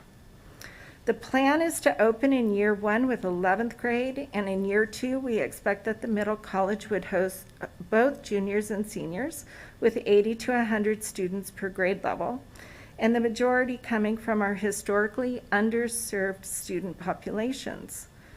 We plan to pilot the program over a 3-year period, evaluating progress and effectiveness throughout the pilot.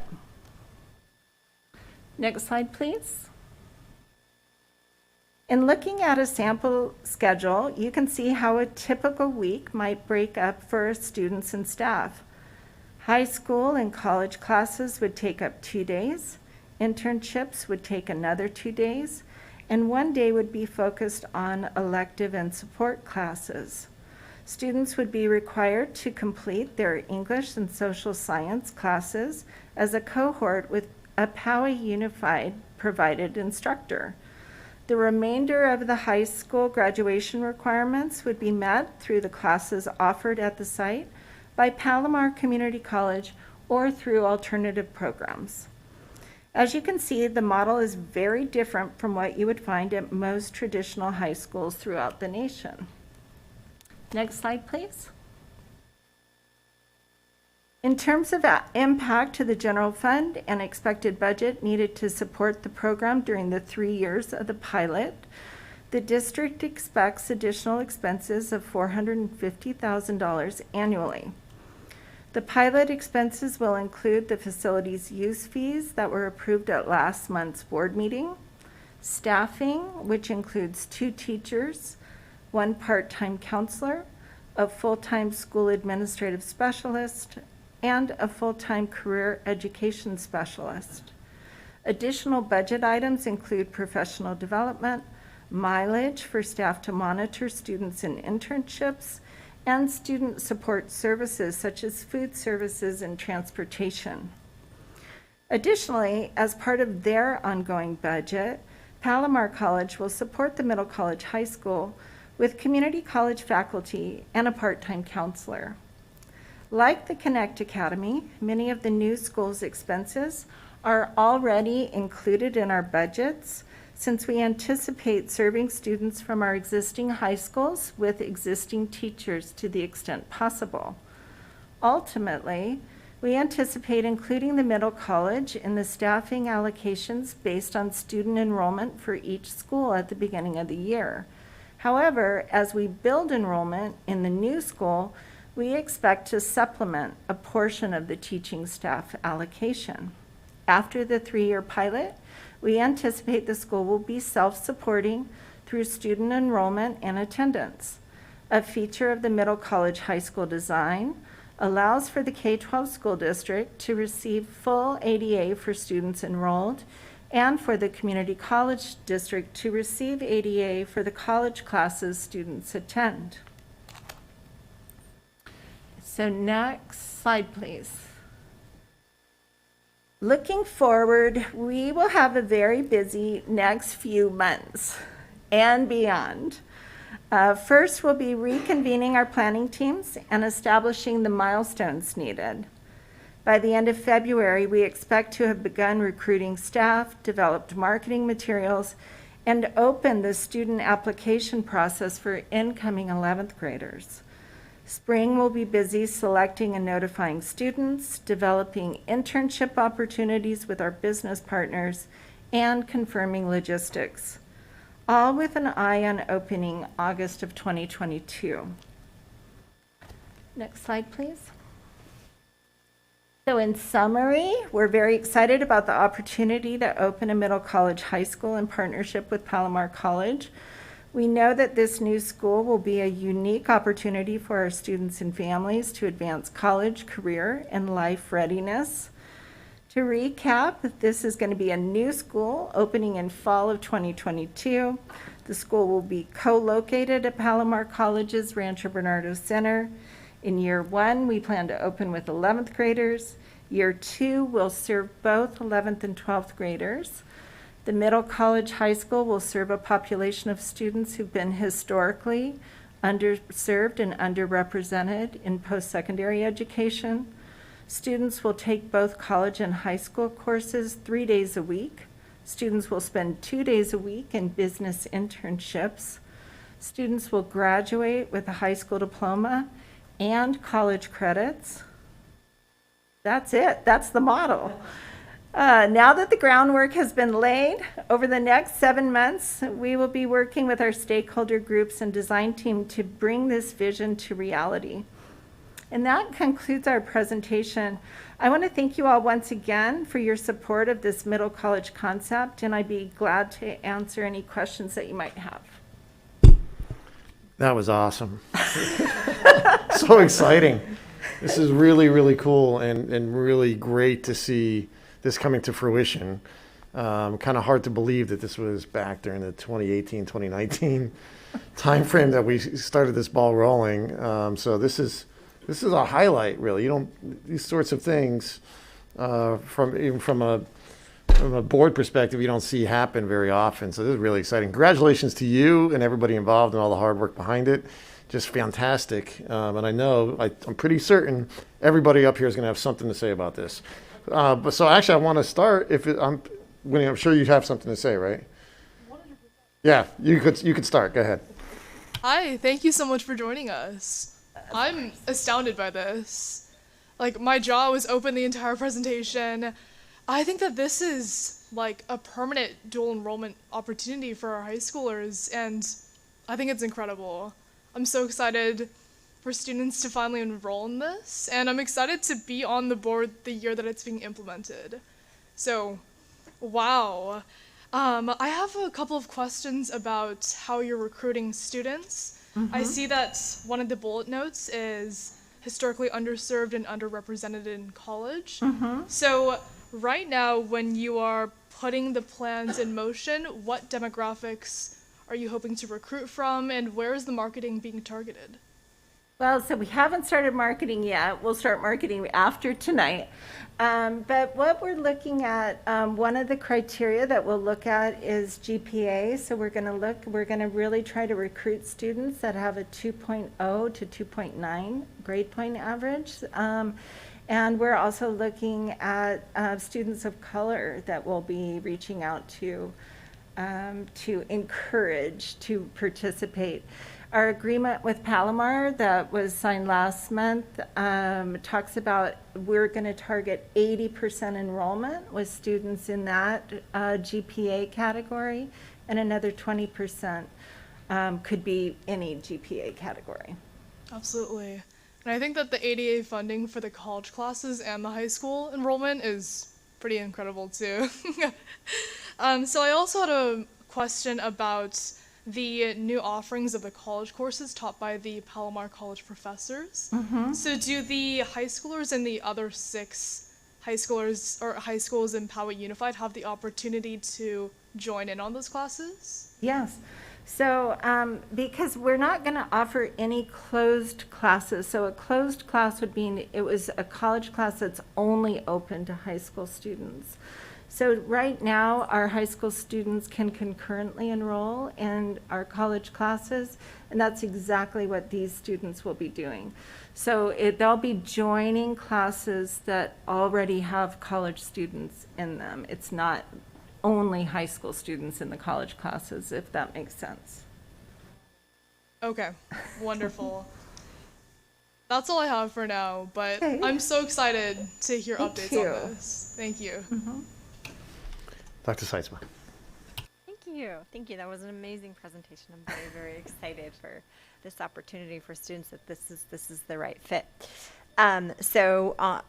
Leading into that, so for students that fit their criteria and are interested, is it only open at the semester for them to enroll? Because I know, like, for our comprehensive high schools, there's movement that happens and they come in and out. So is it just at the semester, or is it just at the beginning of the year? You know, I think that is one of those logistical questions that we haven't quite worked out. That's something that we'll be working on as soon as we reconvene the design team. Now that we really know what's happening, we'll work out some of those logistical questions.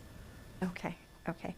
And then on the flip side of that, if a student feels that at the end of a semester or whatever, it's not a good fit, do they go back to their high school that they were in attendance at, or? We would certainly want that to happen. I mean, we want to attract students and keep them, but we want to honor the wishes of students and families too. So again, logistical, I don't know what it will look like, but yes, we want to be able to preserve that. Okay. And in terms of college classes, do the students get to pick, or does the high school counselor, in collaboration with the student, decide what college classes they should be taking? How would they be supported? Because these are obviously students who are challenged at the comprehensive site. Right, and so challenged is kind of that I'm gonna answer your question, but I just want to say a word about being challenged, because sometimes I think that kids haven't connected to the school site because it hasn't been the environment where they can really thrive. And so one of the things that this environment, by being small and personal and allowing a lot of student choice, we hope that we're going to see students really thrive in that environment. So what we envision, and I think you have seen, we created this new IGETC, which is the college transfer courses, a crosswalk of how those courses transfer back for high school credit to us. And so if we're looking at the graduation requirements and we're looking at Palomar classes, students would have choice within that in order to meet the high school graduation requirements. Okay. Okay, great. Thank you so much. Sure. Mr. Connor Ratcliffe. So I'm going to say, I know right now this goes to logistics and you may not have answers, but my head went to busing. Are we going to be busing students, offering transportation to our middle college? That's a logistical question that we are going to work out. But we did put a line item in our mock-up budget that would include some transportation if we needed to. Transportation to internships or transportation to the site. Okay, well, you just mentioned my third question, but now it'll be number 2. I would love to see your mock-up, more specific line item budget. You've referred to a lot of ways the funding is coming. I'd love to see a little bit more specific detail on that. And the final one, internships. So exciting. Do we have partners in the community yet for that? Are students going to find that on their own, or are we going to have partners ready to go? I think it's going to be a combination of both. So, we have a number of internships that we're already engaged in. We have a lot of business partners, and we have business partners that are really excited to be able to support our students in this way. Okay, so we have some, but we're always looking for more partners out there. I mean, you think about it, 80 to 100 kids, and then now you're at the second year, 2 years. That's a lot of kids to place in internships. And it's a significant portion of what their sample schedule looked like, at least. So it's very, very exciting. I love it. So thank you. Looking forward to the logistics. We are too. moving around the dais again, I'm also going to say this is awesome. It's really awesome. If I didn't say that before.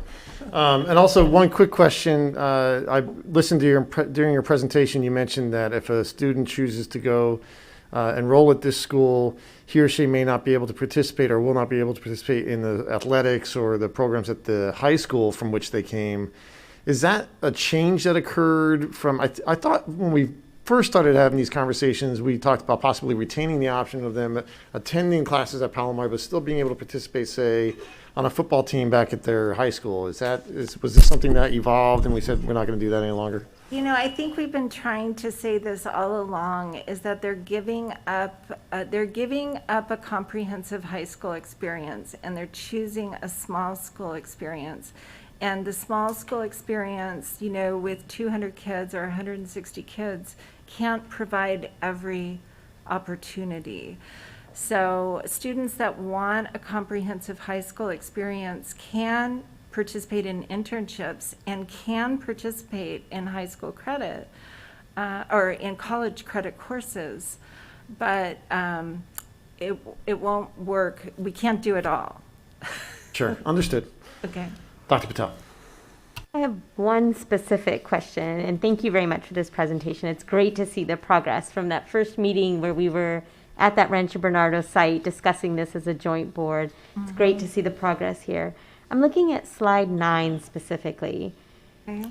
And you have, you know, for 11th grade, for example, you have Tuesday, Thursday, college courses, and high school English and social science. So I'm going to use some deductive reasoning and assume that the college courses will be mostly in the STEM areas. Is that correct? It could be. It absolutely could be. So we were initially thinking that math and science would be courses that would be the likely courses for students to take. So because they would still need all of that to have their high school requirements fulfilled, as well as possibly getting their A through G requirements. Absolutely. Okay. So it seems like that's where the gap would be. Mm-hmm. Okay, thank you. Mm-hmm.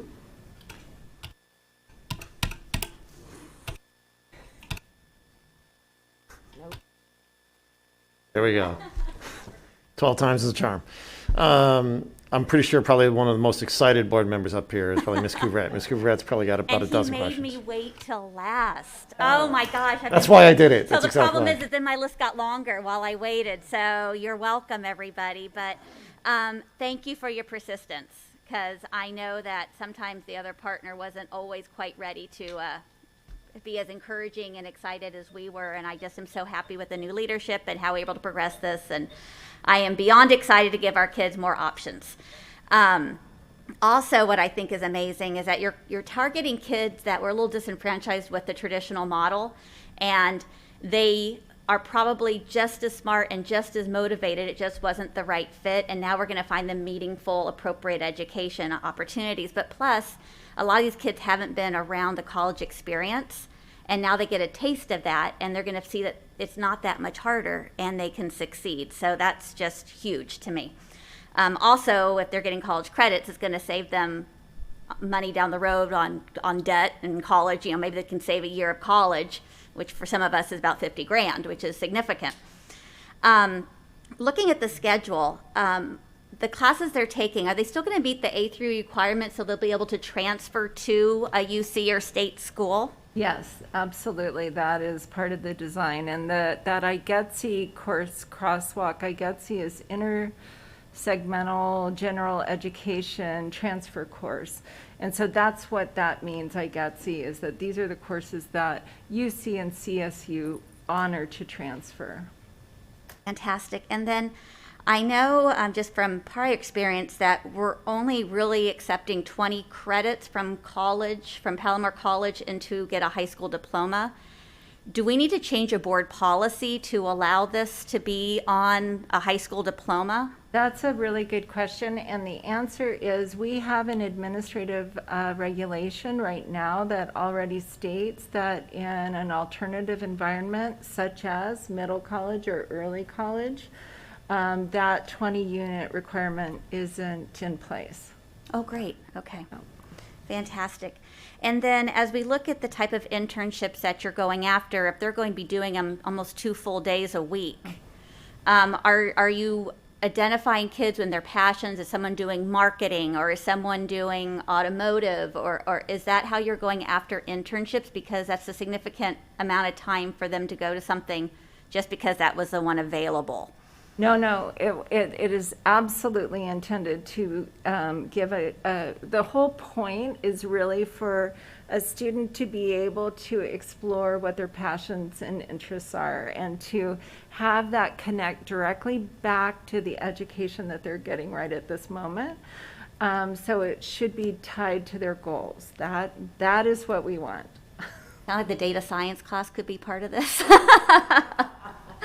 Anyway, like I said, everyone else said all these wonderful comments, but I'm just so excited to see this and just see this whole idea being able to take so many different other branches. That'll be very exciting for all our students. So thank you so much. Thank you. Any other board comments? Again, if I hadn't said already, this is really cool. This is awesome. Great work all around. I think we're all ecstatic about it, and can't wait to see it open and be part of that. So thank you so much for everything, and appreciate it. Thank you. Thank you.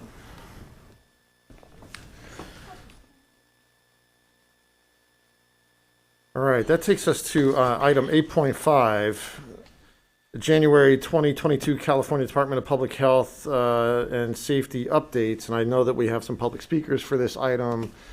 Ms. O'Connor-Ratcliffe. I'm going to send this over to Ms. Peck. I know we have at least two, maybe three. All right, thank you. Yes, we do. Thank you, Clerk O'Connor-Ratcliffe. Our public speakers have been Hold waiting. 1 second here because I'm trying to work my timer. Oh, I figured it out. All right, got it. Thank you to our speakers for being very patient and waiting for this agenda item to be called. Our first public speaker on 8.5 is Nicole Ash. Nicole, thanks for waiting. Go ahead.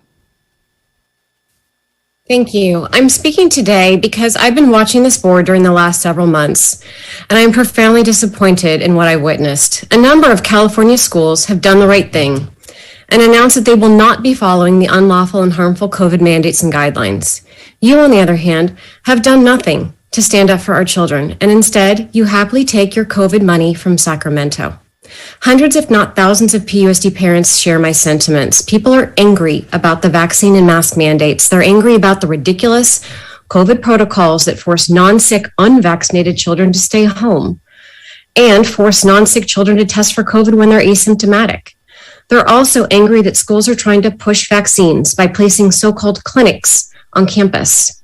Teachers are pressuring the kids to get vaccinated. Your only defense is to call us parents crazy and claim that we hate science. In reality, us so-called crazy parents appear to be the only ones paying attention to the science. The science overwhelmingly shows that all of your COVID protocols are dangerous. Tens of thousands of doctors around the world are saying the same thing. The vaccines do not stop transmission. They do not keep you out of the hospital. Vaccinated people are more likely to get Omicron than the unvaccinated. The vaccines are causing unprecedented, serious adverse events and deaths. Masks do not work and do way more harm than good.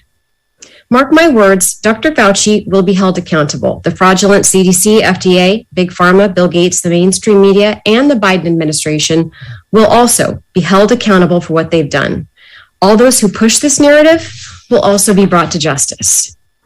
Instead of promoting cooperative discussion, you have followed the narrative and shut discourse down. When TJ spoke at one of our last meetings about parents voicing their feelings on the mandates, Michelle, you chastised him and told him how disappointed you were to hear him say that. In other words, Michelle, you led the march on continued censorship and suppression, even on your own board. Marion, I've heard you say that your hands are tied and that you're just following Newsom's orders. No, Marion, the buck should stop with you. Why do you even have this job if you aren't able to exercise your own critical thinking to protect our kids? Now, if you don't know about all the scientific data I just spoke of, you should. You are responsible for the lives and well-being of tens of thousands of children in this school district. It's your job to read up on this. It's your job to go beyond what the narrative says and research for yourselves. You're not doing your job. And you don't have to be an MD to understand the science, Michelle. You just have to have a brain and a heart. Thank you. Thank you. Our next public speaker is Byron Yafuso. Byron, go ahead. I'm once again speaking as a representative of PUSD Parents' Freedom to Choose. Shortly before last month's board meeting, we sent emails to every PUSD trustee asking you to adopt a resolution objecting to the K-12 vaccine mandates.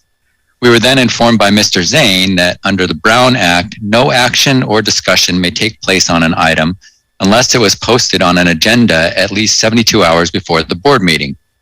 That explains why the board didn't have any discussion of a possible board resolution regarding the K-12 vaccine mandates in last month's meeting. But why didn't anyone put it on the agenda for today? We have clearly put you on notice that many PUSD parents and voters strongly object to the K-12 vaccine mandates. We sent each of you, trustees, a sample of 50 statements from several hundred different PUSD parents and voters who object to the K-12 mandates. In some of those statements, parents of PUSD students vowed to remove their kids from PUSD and even sell their house and move out of the state of California if PUSD attempts to enforce the K-12 mandate. Without a doubt, this is an extremely important issue for PUSD. We also provided you with a draft school board resolution Microsoft Word format so that you could revise it to your liking before putting it to a vote. We don't know how we could possibly make it easier for you to act. You have complete control over the agenda, so omitting a resolution from the agenda does not make it all right for you to listen to our statements meeting after meeting and refuse to respond in any way. You owe it to us to explain why you have not placed a K-12 vaccine mandate opposition resolution on the agenda. If there's something you need from us to help you take action, please let us know so that we can do our part. If you do not provide such an explanation, then you leave it up to our imaginations, which I can assure you will not be flattering. We believe this issue is important enough to justify a special board meeting, as you did on November 8th, 2021, to authorize yourselves to continue conducting these board meetings virtually instead of in person. And by the way, conducting these virtual meetings in the district offices instead of on Zoom creates unnecessary distance between you and your voters, as it prevents us from seeing your facial expressions during discussions. The acoustics of the room are inferior to the use of computer microphones, making it harder for us to understand what you're saying. Lastly, the video on this public feed tonight is running approximately 25 seconds behind the audio on the Zoom webinar link that we presenters are hearing, which makes the public video feed useless for any visual feedback to speakers. It's also impossible for us to see who's speaking. If you're going to continue with virtual meetings, please use the Zoom setup that worked so well in board meetings last October and November. Even if the resolution on Thank you, Mr. Yafuso. Your time is up. Final speaker is Karen Vogue. Go ahead, Karen.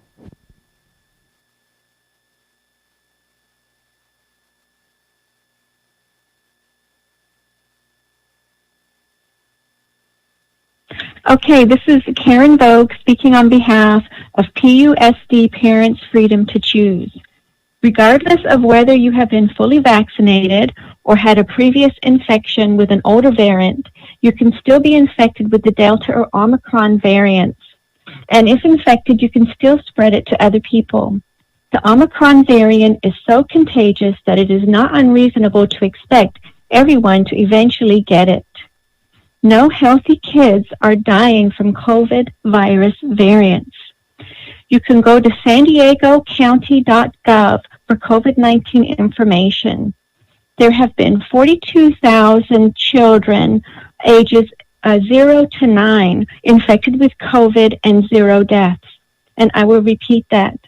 42,000 children and 0 deaths from COVID for kids aged 0 to 9. For kids aged 10 to 19, there have been almost 69,000 cases of COVID and 2 deaths. And I will repeat that. 69,000 cases of COVID for kids aged 10 to 19 and only 2 deaths. The ultimate conclusion from this is healthy kids don't need the jabs to avoid hospitalization or death from COVID. You cannot say justifying jabbing kids is for their protection. And because even a fully vaccinated kid can still get COVID and can still spread it, jabbing healthy kids doesn't protect anyone around them. So jabbing kids doesn't protect them or others, and jabbing kids may harm them. There have been thousands of people, including kids, seriously harmed by these jabs, including death and myocarditis. And that's just near-term harm detected during the year or two these jabs have been around. No one can possibly know about long-term effects of these jabs because no longer-term data exists. The pediatric doses of the Pfizer vaccine have only been around for a few months. These jabs give no protection to kids. There's only downside potential. That is why it is completely inappropriate for the government to mandate jabs for K through 12 kids. And that is why we oppose mandates for K through 12 kids for the COVID vaccine. I urge people to go to san-diego-county.gov and view their COVID-19 information under data and dashboards. The kids account for only 5% of total COVID hospitalizations and 0% of deaths. Please look up this information for yourself and you will be able to see that COVID is no threat to healthy children. Thank you. Thank you. That concludes our public comment on item 8.5. Thank you, Ms. Peck. Ms. Osborne. Thank you, Mr. President. Tonight, we will provide an update on health and safety protocols in place to support continuity of learning for our students. I'd like to begin by expressing deep gratitude and appreciation to all PUSD staff that continue to demonstrate their commitment to our students and families throughout this pandemic. I wish I could recognize each staff person by name tonight, but I know that time will not allow. Next slide, please. As a reminder, the CDPH requirements for all California schools must be followed to ensure all schools are eligible to remain fully open for all students. Districts must comply with the guidance for schools included in the state public health order. We continue to require masks indoors for all. Staff continues to support hand washing protocols and the use of hand sanitizer throughout the day. Our ventilation systems are working optimally and provide a mix of outdoor and indoor air in all classrooms. In addition, we have HEPA air filters in all classrooms. Next slide, please. I'll begin with some of the updates to the COVID protocols and just a note at the bottom of the slide. Today, first thing this morning, we did receive, I believe, our 6th CDPH update this week since we've been back since January 3rd. So we are doing our best to keep up. Next slide, please. The decision tree guides all of our protocols. As you know, we have isolation guidelines and quarantine guidelines. Isolation guidelines are for individuals, both students and employees, who have tested positive for COVID-19. Quarantine guidelines are for individuals who are close contacts to an individual with COVID-19. The isolation guidelines are the same for employees and students, but the guidelines are different for asymptomatic COVID-positive individuals, symptomatic COVID-positive, and students, people that are vaccinated and unvaccinated or boosted and not yet boosted. Next slide, please. Tonight, I'll address the impact of the Omicron COVID surge on Powell Unified in these 3 areas: volume of cases, staffing shortages, and contact tracing. Next slide, please.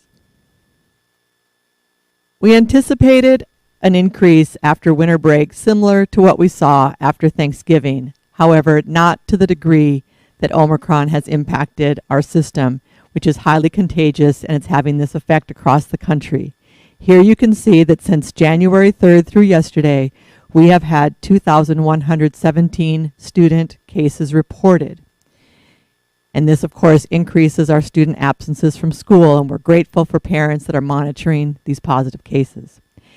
We've had 326 staff cases since January 3rd, and the increased absences or close contacts within the home are creating staffing shortages at our schools. Providing the home tests last week also helped to gather information and to support families in identifying asymptomatic students as well as employees that may have been asymptomatic and didn't know. So sending home those tests for our students allowed us to support students staying home if they are in fact positive. Next slide, please. Mitigating staff absences has been a daily challenge. All departments have been all hands on deck to support our sites and cover classrooms so students are able to continue to learn. We have deployed all district TOSAs, teachers on special assignments, as well as those working in special programs. Our ed tech coaches are teaching classes. I believe several of them are teaching at the high school. Our exploration teachers we put the program on pause. They have been deployed to our schools, as well as our Powell Professional Assistance Program consultants are also all deployed to schools right now. We have sent district administrators. We've had directors teaching classes this week. We've also had support staff covering offices and supporting at the schools. Personnel has worked with sites to ensure that each school has a dedicated site sub assigned to provide some flexibility and continuity. In some cases, we've needed to combine classes at elementary with high student absences. That's been more manageable than other times.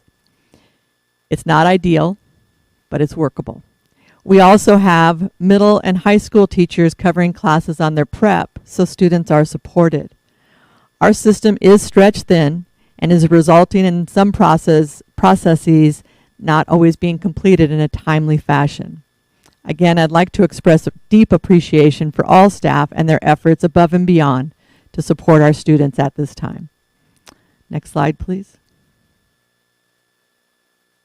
One of the processes that is both time and people intensive is contact tracing.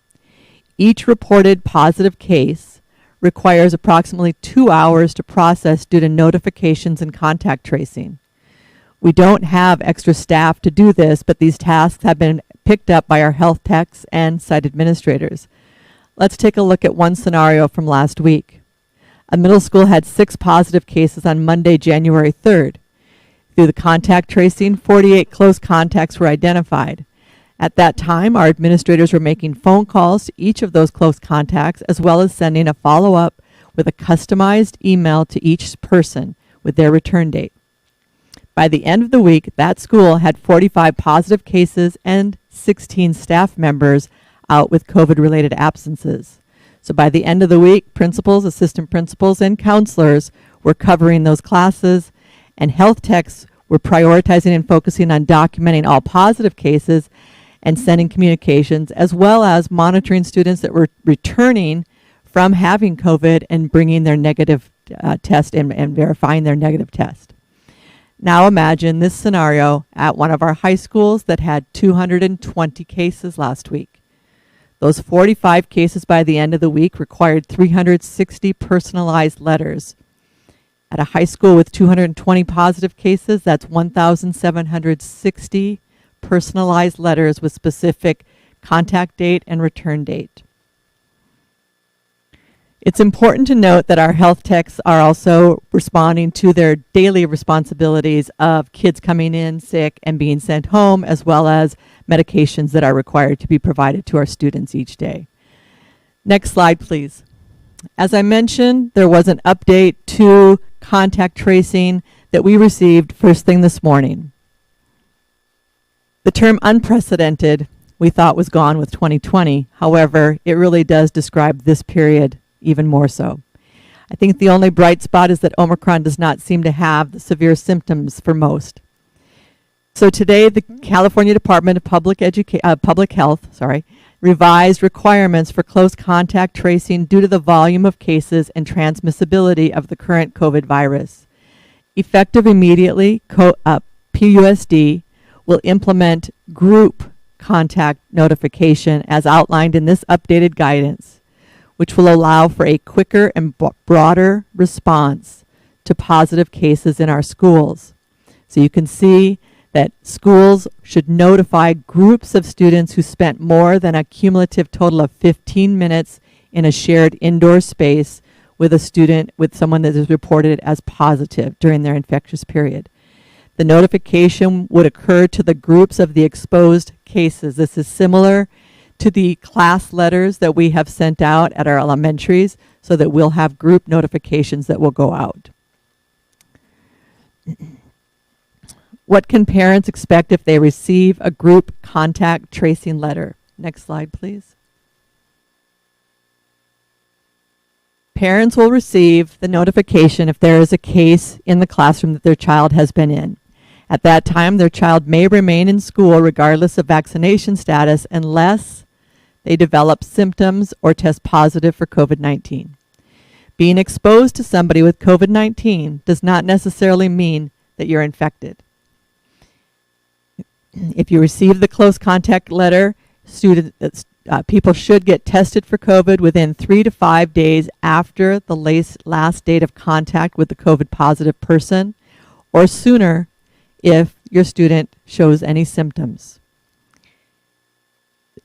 Students need to isolate if they develop symptoms or test positive, and we must continue to wear a mask indoors at school and in the community per state guidelines. Next slide, please. There have been some questions about what is required for us to report, because we have, due to the volume, made some adjustments. Per Cal OSHA, employers are required to report cases daily to staff and bargaining units. Per CDPH, we're also required to send notification letters to individual families of students that have tested positive so that they know the return dates and what actions to take. And now, per CDPH, districts are required to provide group notification for students that share indoor space with an individual who has tested positive. Close contact notification will also be provided to employees. Prior to January 3rd, in December and other months, we were trying to provide each family with an update of how many cases at the school each day. Unfortunately, the daily case number notification to families is on pause. This was a service we were providing as a courtesy. It was not required. It was part of our efforts to be completely transparent. We plan to continue to share information regarding cases as best we can, and we will continue to update the PUSD COVID dashboard daily. Next slide, please. Another question that we have received multiple times is virtual learning an option like we had last year? Next slide, please. As we know, there have been many changes throughout this COVID time period, and the existing law for students attending schools require 180 student school days for in-person education. March 2020, there was an emergency waiver for the remainder of that school year that allowed students to have distance learning. Senate Bill 98 in 2020 also provided districts with a waiver for the last year, 2020-21, so that districts could replace in-person learning with distance learning. However, that law expired in June 30th, 2021. The waiver was not renewed for this school year. All districts must offer 120 days of in-person instruction, or we could potentially lose funding or worse, accreditation. Virtual learning is not an option. If we paused school, for example, closing a school for a day or two, like a snow day, those days would need to be made up by adding those days to the end of the year or during a vacation period. Next slide, please. Are there options for at-home learning? For this school year, the option for at-home learning is through independent study. All independent study statutes would need to be followed, which means students and parents opt in to independent study by completing the necessary learning agreements. Students may not be required to participate in independent study, and we must retain the option for in-person learning. PUSD has implemented supports for at-home learning when students are in isolation or quarantine because we do not want our students to fall behind. Next slide, please. Our priorities remain keeping our staff and students safe and keeping our schools open, documenting and monitoring positive cases, which includes the documentation of the positive cases, reporting these to county public health, and providing personalized communication so families know what their options are and their return dates. We're also monitoring and confirming the negative tests when students do come back, and then we will be sending group notification letters effective today for close contacts. And we will continue to update the PUSD COVID dashboard to be completely transparent with our public regarding the number of cases. Next slide, please. We continue to work on access to testing. As we heard one of our student representatives speak tonight, we're grateful for our partner Famatech. They've increased appointment times, and if you watch that appointment schedule, there are often cancellations and you can get in. So we appreciate their partnership and that they've added some appointments. We've also learned of a nearby location on World Trade Drive, and then the testing kits were sent home to each student in Powell Unified last week. All of the testing links and information is on our webpage with a link to those portals to make appointments. Next slide, please. One additional change that came through yesterday because of our staffing shortages, the state of California has an executive order which is supporting emergency substitute permits. Oftentimes it's difficult for our teachers to go through, or candidates to get their clearance to be a substitute teacher, so many of the eligibility requirements have been suspended at this time, and temporary certificates may now be issued. In fact, one of our staff members was going to have her daughter go through and apply quickly this week. All that's required at this time is a bachelor's degree and, of course, a background check. And I've put our links so that people can apply. And last slide, please. It's really important that we work together. Westview sent out a document today, PTA, about better together. This is really a critical time for all of us to be better together by being diligent about staying home if you have symptoms, monitoring, and getting tested if you're feeling sick. I will now take questions from the board. Thank you. Thank you, Ms. Osborne. Questions? Anyone? Dr. Patel. Oh, I always have questions. I'll start off with a couple. Thank you very much for this presentation. I think one of the questions I have been asked is there any kind of threshold where a classroom would get closed? And I know there's updated guidance on that. Can you please go through that guidance? There is not a specific number or threshold for closing a class or closing a school.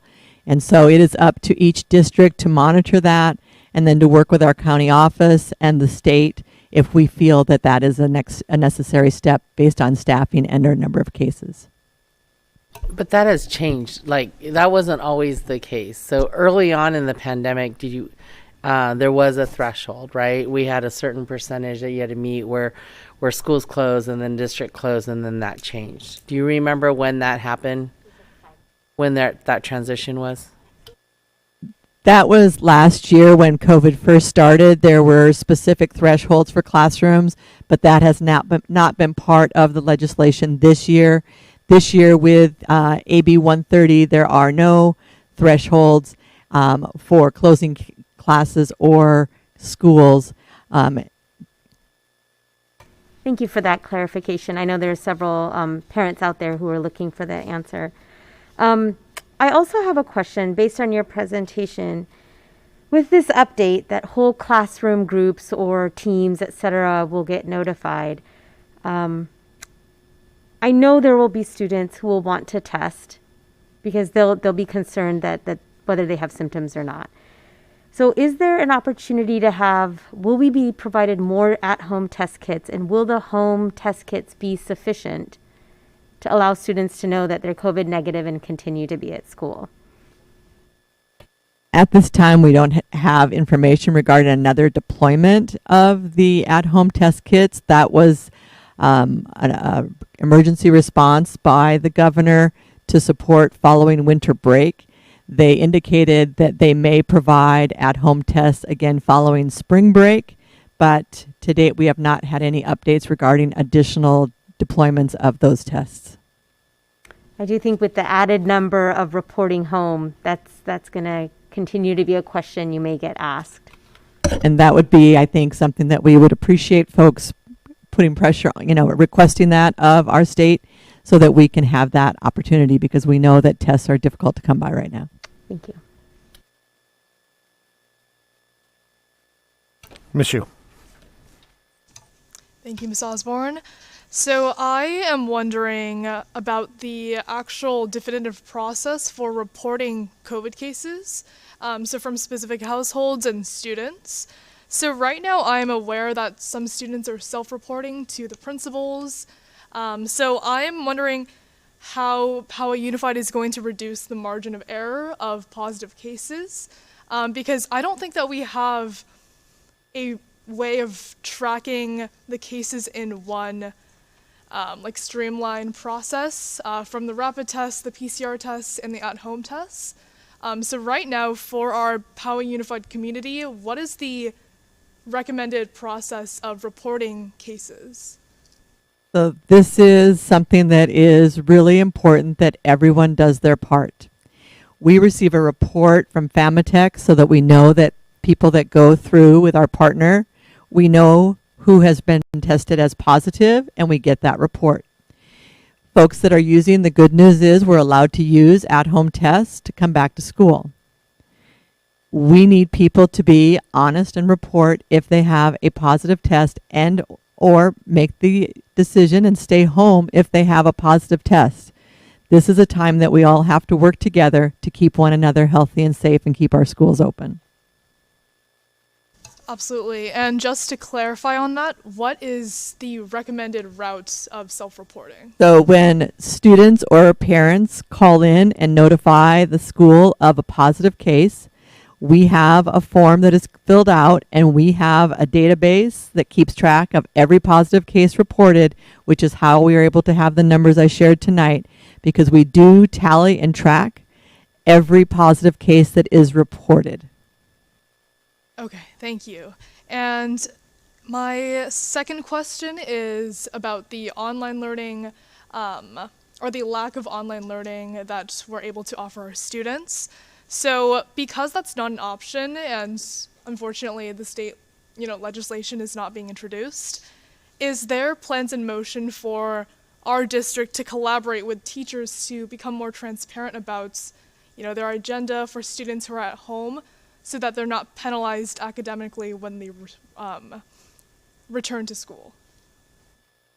Yes, in fact, a message went out today, I believe, to families at both of our 4x4 schools, Westview and Rancho Bernardo, that are currently in finals, to help everyone understand that we have grace and that you can take finals when you return, and that we will work with our students to ensure that they are healthy first and they have a window to make up those finals, but to take care of their health first and foremost, both physical and mental health, so that they can then be confident that when they return, we will accommodate the makeup tests.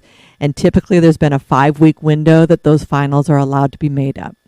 Absolutely. I think that right now, students in high schools, middle schools across Powell Unified are kind of having to compromise being comfortable in schools so that they can take those finals, they can attend those classes.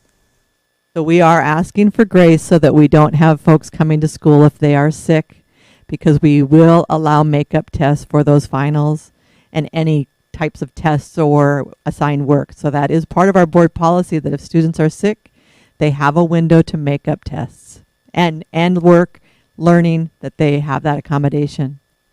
Thank you. And one last question regarding logistics and transportation.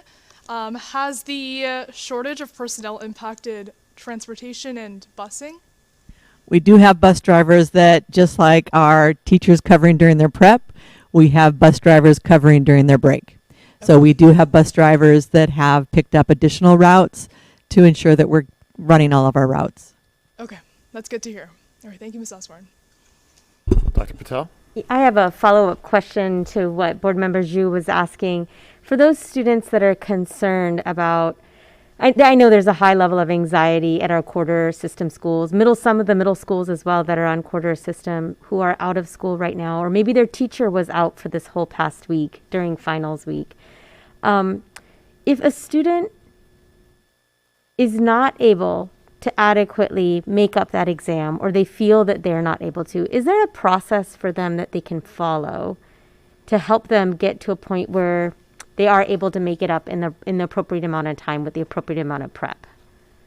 And yes, we've always had it, and that's where like the 5-week window has been past practice to allow sufficient time that if a student has been sick, that don't come back tomorrow and be expected to take that final, but have some grace so that you can revisit, study, feel prepared, and take that final. So we're asking that our teachers and our students work together, and our administrators are supporting this so that we can allow students to not have increased anxiety, but that we decrease their anxiety at this time so that we can accommodate and make those adjustments so that students can take those tests not on the time that I pick, but when we can agree that you'll be ready and can do it. But that 5-week window, because of grading and the 6-week terms, progress notices, we try to keep it limited to that 5-week window. And if a student is facing some challenges with that, they could go to their counselor or their principal? Yes, Is that the normal absolutely. next We step? encourage them to go to their counselor, work with their teacher first, work with their counselors and their administrators. Mr. Connor Ratcliffe, did you have some? No? Anyone else? Ms. Osborne, just a quick question. On the slide where you covered mitigating staff absences, I didn't see anything on there with regard to how staff handle testing. Are at-home tests adequate evidence of negative COVID for them to return to the classroom, et cetera? The same 3 to 5 day testing schedule that's applicable to the students, is that also the same for the staff? There are differences for staff and students because there are many variables regarding staff and vaccination status and so on. So there are differences for the quarantine for an employee, different from a student. Regarding at-home tests, if I'm understanding, at-home tests, and that was one of the changes to the decision tree this week, was at-home tests can be used to return to school by showing a negative. In fact, antigen tests are more helpful right now because a person who has had COVID can test positive on a PCR test for up to 3 months after having COVID. So the antigen test is actually more reliable for that negative test to return to school and work. All right. Thank you very much. Anyone else? Excellent. Thank you so much. Takes us to item 10.1, approval of the California School Boards Association board policy. I don't see Dr. Burks. I don't know who's handling that. Ms. Osborne? I'll cover for Dr. Burks tonight. Thank you, President Zane. Last month, Dr. Burks brought forward board policy 1313, civility, to the board as a first reading, and tonight we are bringing it forward for your approval. I'd like to make a motion to approve. Motion to approve by Dr. Patel. Is there a second? Second. Second by Mr. Connor Ratcliffe. Any discussion? All in favor? Aye. Motion's approved. Unanimous. Item 11.1, approval of rescheduling the June 23rd, 2022 regular board meeting to Thursday, June 16, 2022. Dr. Phelps. Yes, staff is recommending that we reschedule the June 23rd, 2022 regular board meeting to Thursday, June 16th, 2022 due to some scheduling conflicts of staff and board members. I'll make a motion to approve. There's a motion by Dr. Patel, a second by Ms. Couvrette. Any discussion? All in favor? Aye. Ms. Hsu? Motion passes 6-0. Item 12.1, board member reports. And we'll start with Ms. Hsu. Good evening, everyone. Now, for these past month, I have had a chance to have greater communication with a couple of my peers. A lot of students have had a chance to really think on the COVID policies and the different health measures that our high schools are taking. And I've had a chance to kind of put together a little comprehensive list as to what high schoolers across our district are looking for from our district staff and administration. So number one, I briefly brought it up after 8.5, is greater transparency from our teachers regarding lesson plans and agendas, just so that students don't feel left behind when they are quarantining for the 5 to 10 day period.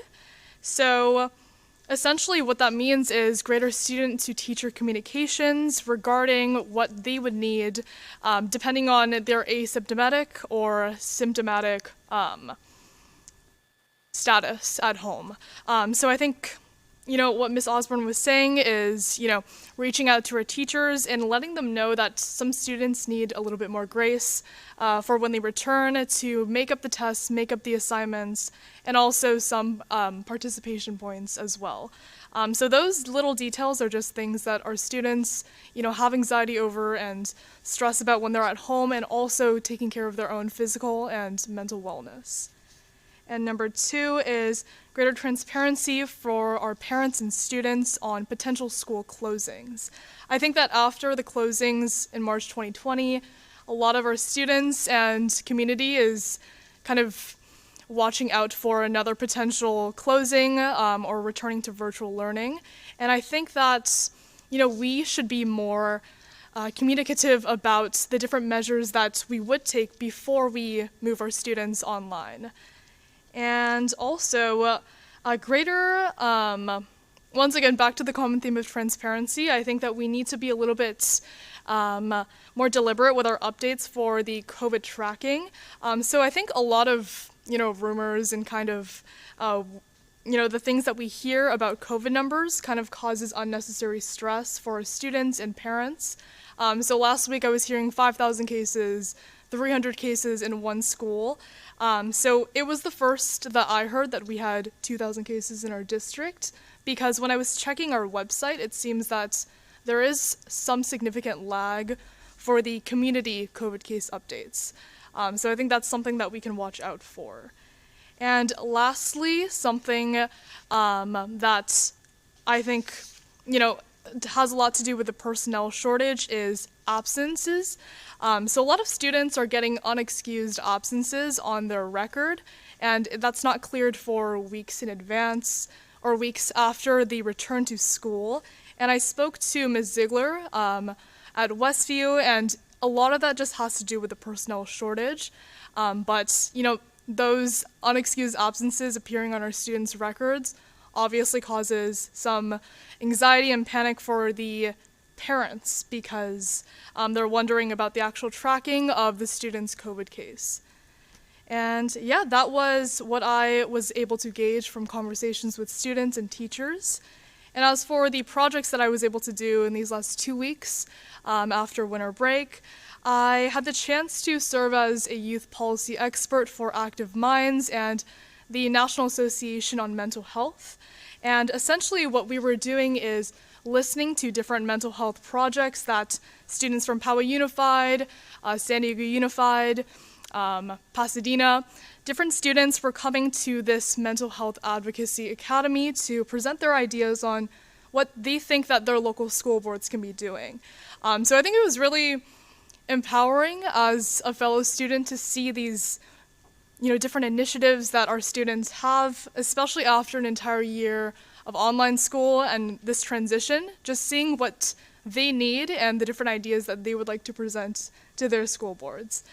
And on the mental health notes, I'm really excited to be participating in the Superintendent Student Council as we're preparing for our Mental Health and Equity Conference in March.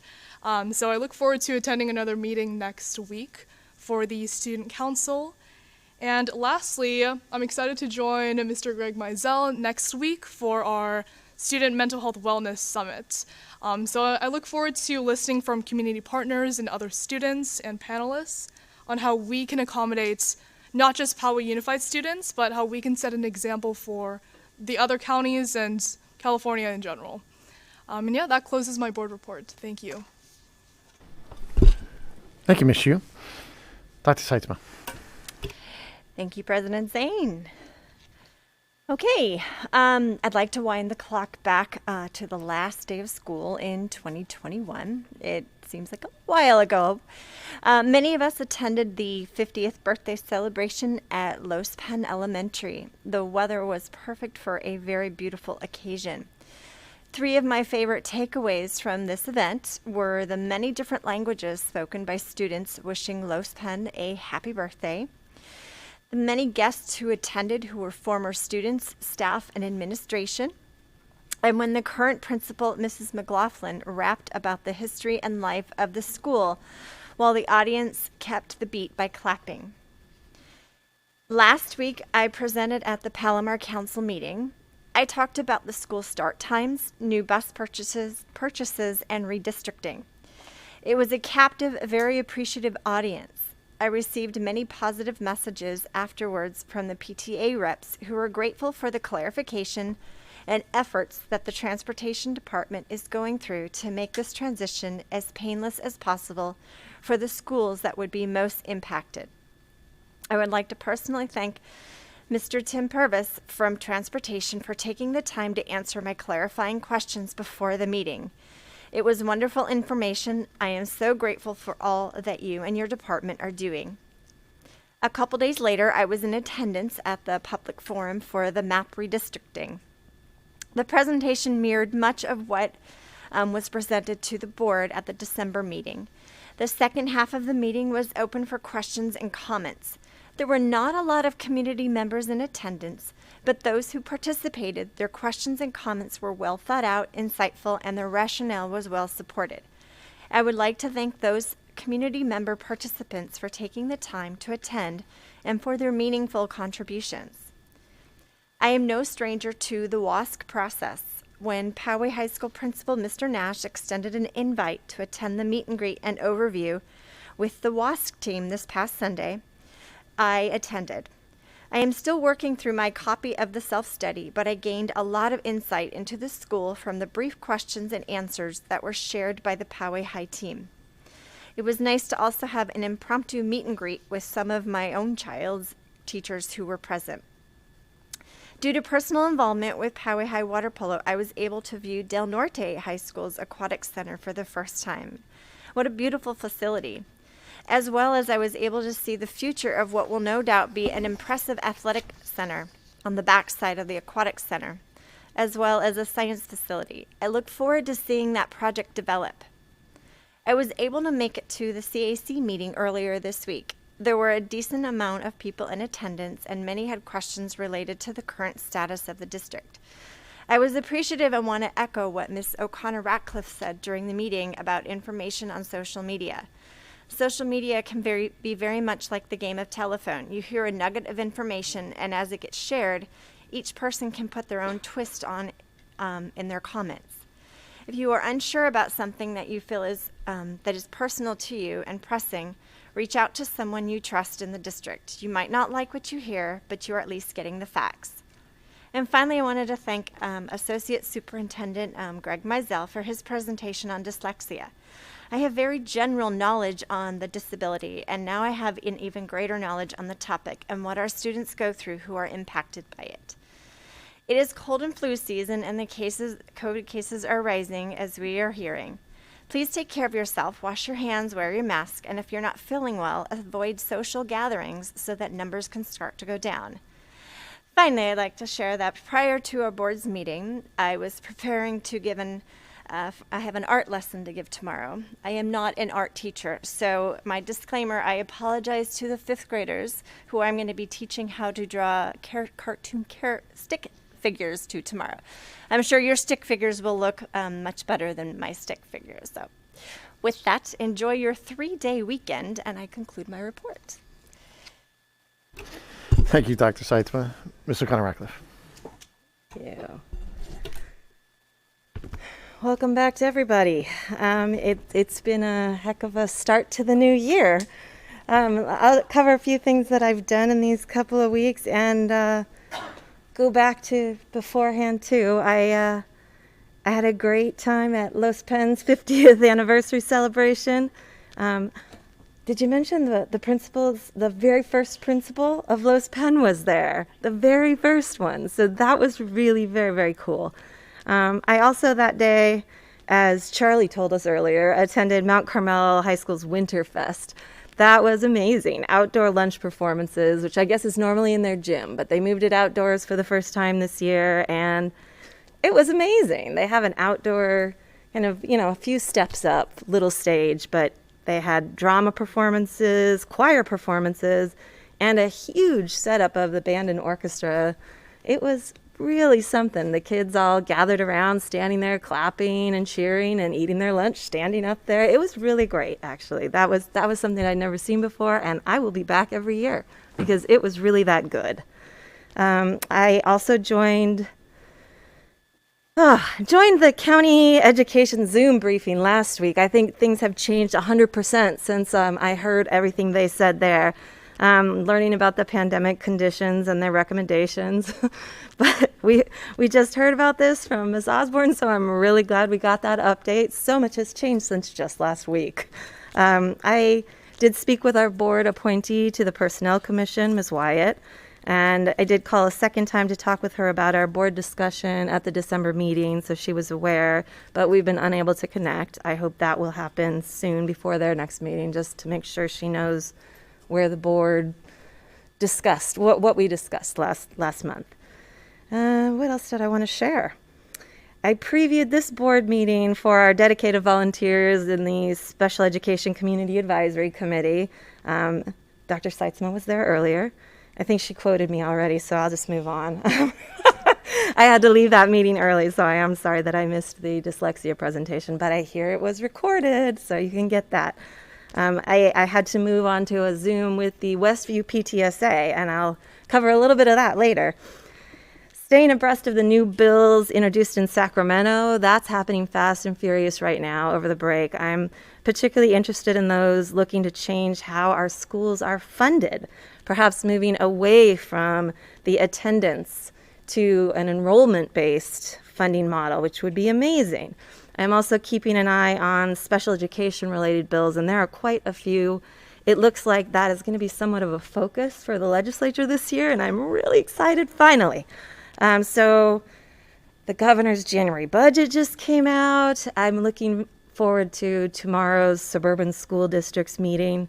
They're going to cover all of it. So I think Dr. Seitzman and I will be there tomorrow. So looking forward to that. I'll make sure I report back to you guys. Dr. Seitzman mentioned already on a more somber note, some of the things that I've read on social media platforms over the last few weeks have been, I guess I'll say, truly stunning in their ignorance. And what turns into something that looks like malicious intent. And I thought about spending some time here talking about that, but I'm going to keep it all positive and move on because I would like to set the example that I want our students to follow. And I think we had an amazing set of student presentations tonight. The student reports earlier, really, they're such a highlight for me every time. And I just got to say, the 4 that we heard today were just, oh my gosh, I loved it. Those students are just amazing. I'd also like to comment again on Ms. Yu. She's such a great representative for our students, asking all the right questions, really engaged. So thank you for taking your role here very, very seriously. You add a lot. So what else do I want to say about students? Thank you for being very conscientious in your mask wearing, testing, symptom reporting. You're helping so much with just a simple commitment to keeping yourselves and others healthy. So you know what your incentive is. It's to keep school in session and all your extracurriculars rolling. And I understand how much that connection affects our students' overall health. Teams and clubs are practicing and rehearsing and building and brainstorming and socializing. competing with excellence, and I really, really want that to keep going. Keep up the amazing work. Those of you on the quarter system, good luck on your last day of finals tomorrow, and get fired up for quarter 3. Again, parents. I think we've already heard about this several times now too, but since I was at their meeting, as Cody and Ms. Osborne talked about earlier, shout out to those parent volunteers at the Westview PTSA board. They jumped in with very, very short notice to help pass out COVID home tests to students last week.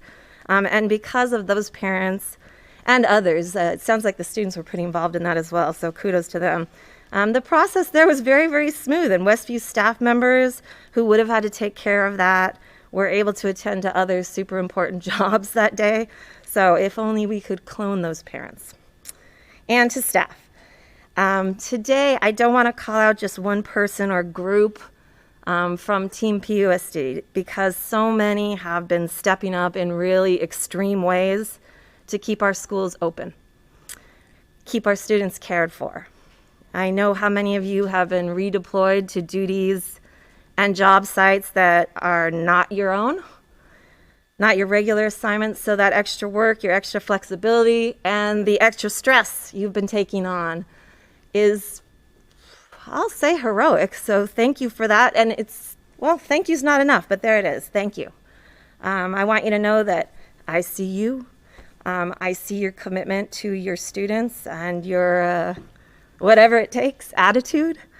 I hope this surge ends very soon, because I know this is not sustainable for any of you. I wish there was more we could do to help. So to anyone else out there listening, everyone, please remember to thank the school employees who are part of your child's life. They really, really need to hear it right now. Ask them how you can help. And then remember to put on your mask and go get vaccinated. Thanks. Thank you, Mr. Connor Ratcliffe. Who wants to go? Ms. Couvret. Fantastic. So I'm going to say Happy New Year and welcome back. So first, like everyone else has said, I want to commend Team PUSD for the Herculean effort to keep our schools open. With the current COVID restrictions, I understand how understaffed we are, and I want to thank everyone who has stepped into their new roles and worked hard to keep our students safe and happy. The last meeting I reflected on 2021, and I'd like to take this moment to share my goals for the year for PUSD. I know we have other board goals, but these are just my personal ones that I always keep forefront. First is to keep our kids in school and our staff safe. We need to encourage new COVID requirements that are appropriate with the new variants. Teachers are saying the students are finally behaving more normal after being absent for 18 months, and the harm of starting over is just too great. That said, for those parents uncomfortable sending their kids to school, please keep in mind independent study if you're very uncomfortable. Second, this is for Ms. Porter. Increase and build upon our CTE pathways. The state has recognized the importance of these and are now allocating more funds to increasing the meaningful and relevant education opportunities from pre-K all the way through adult. Number 3 is increase and support more secondary options, still coming at you, for early college credit. With the agreements with Palomar, we're increasing opportunities such as articulation, concurrent enrollment, and the middle college, and we're working more towards dual enrollment, which is just beyond exciting for me. Number 4 is to support our students and staff regarding mental health. With increased funding, we've increased the presence on campuses and must make sure that we're identifying and helping the many students and staff from elementary school all the way through high school. So there's more and more goals at PUSD as we keep our mission statement top of mind to inspire passion and prepare every student to thrive in college, career, and life by providing personalized, rich, and rigorous learning experiences. And I'm looking forward to a great 2022. Thank you, Dr. Patel. Good evening, everyone, and Happy New Year. Although we've certainly had a rough start to this new year, I plan to give a traditional report of what activities I've done on behalf of the district, but I'm going to break with my traditional reports, be a little more candid tonight. Since our last meeting, we've seen a sharp rise in COVID-19 cases for both children and adults, and that's true for hospitalizations too.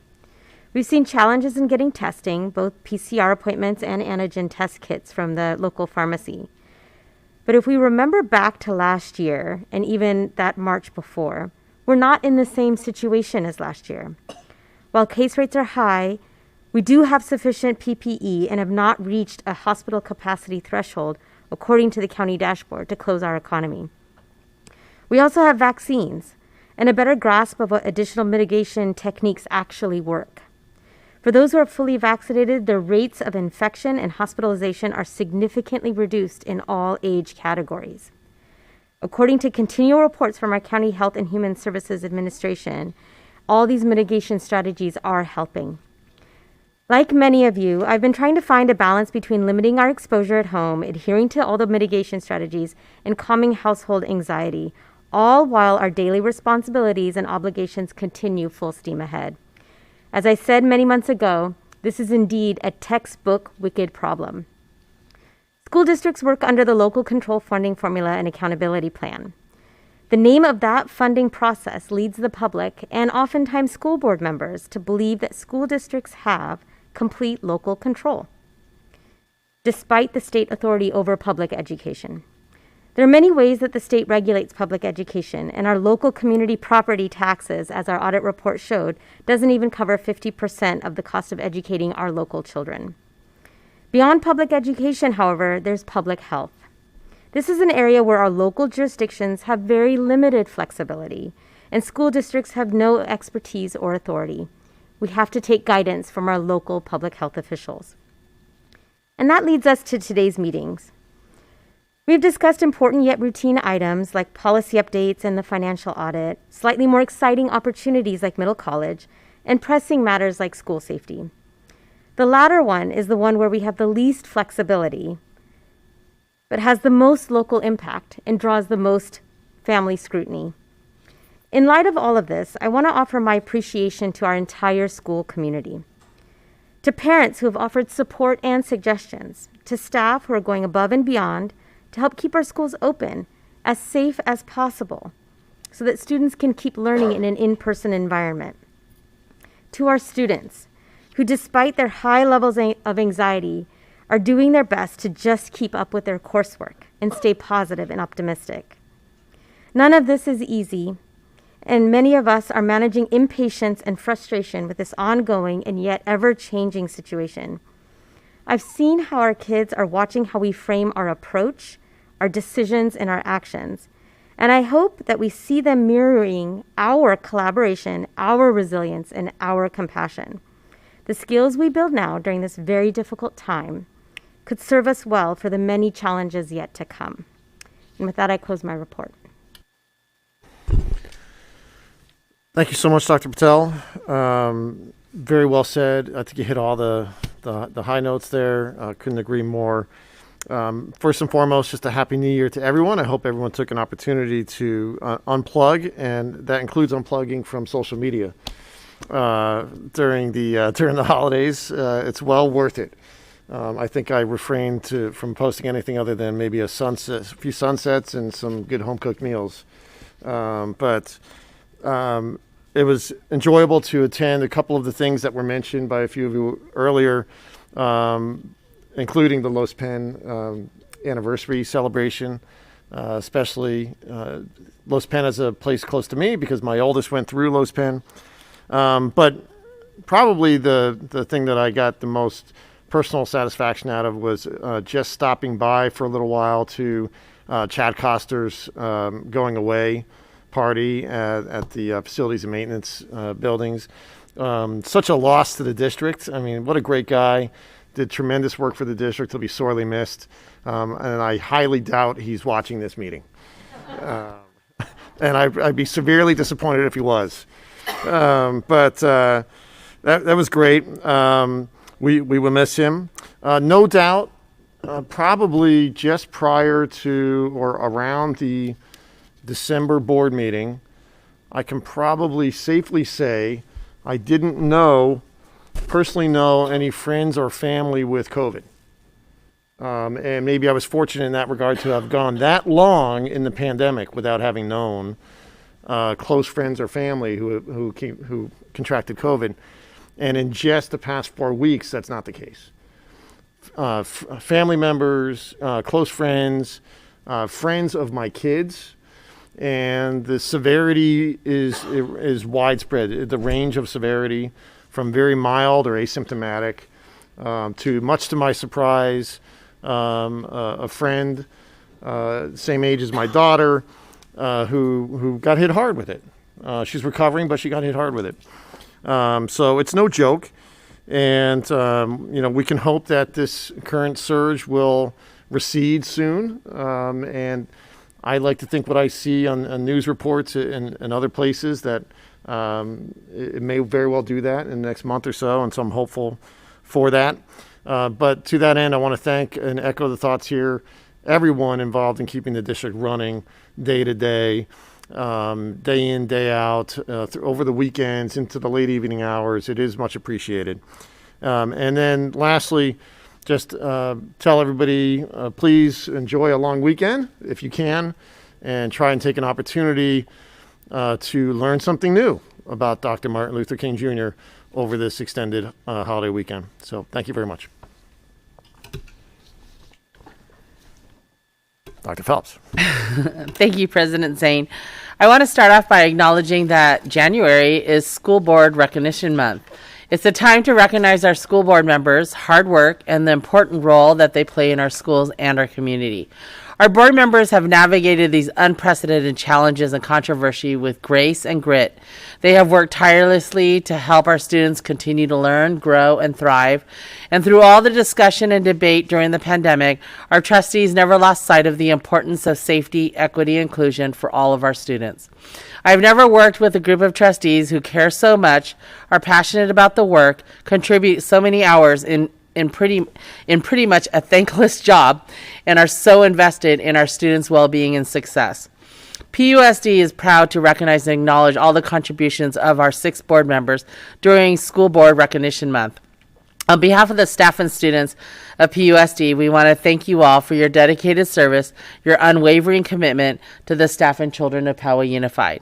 So please join me in a round of applause for our 6 board members, TJ Zane, Dr. Darshna Patel, Michelle O'Connor Radcliffe, Dr. Cindy Seitzma, Ginger Couvret, and our student board member, Winnie Zhu. Thank you for your service, and it's a pleasure and honor to serve alongside you.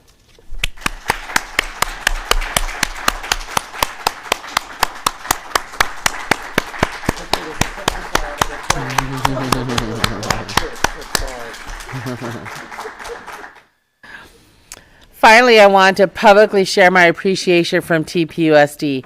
In spite of all the challenges and staffing shortages due to illnesses and quarantines, we did an amazing job in getting ready for our students and opening our schools in the beginning of the 2022 school year. Like we always do, Team PUSD came together to meet the challenges head on, and thanks to our collective efforts, we have been able to keep our schools open and safe for our students and staff. As you heard from Mrs. Osborne's presentation, the contact tracing, testing, and number of absences have been overwhelming. Our staff have been going above and beyond to help keep our schools open. I remember last week, many of us at the district office were running around saying, oh my gosh, what school can we go to? Where do we need to fill in? Who's quarantining? And checking in with Ms. Osborne from right up on Monday morning, day 1. And so I'm so thankful for from our health techs to our nurses to our custodians, our warehouse staff. I can't even name everybody. Teachers, district office staff, administrators, and everyone who played a key role in really helping us to get through this. I want to thank everyone for coming together despite a difficult start. I look forward to what the rest of 2022 holds for all of us. Thank you, and that concludes my report.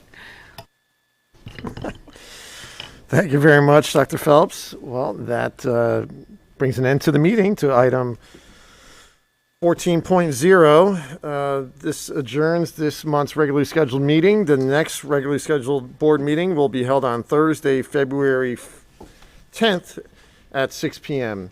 It is now 9:42.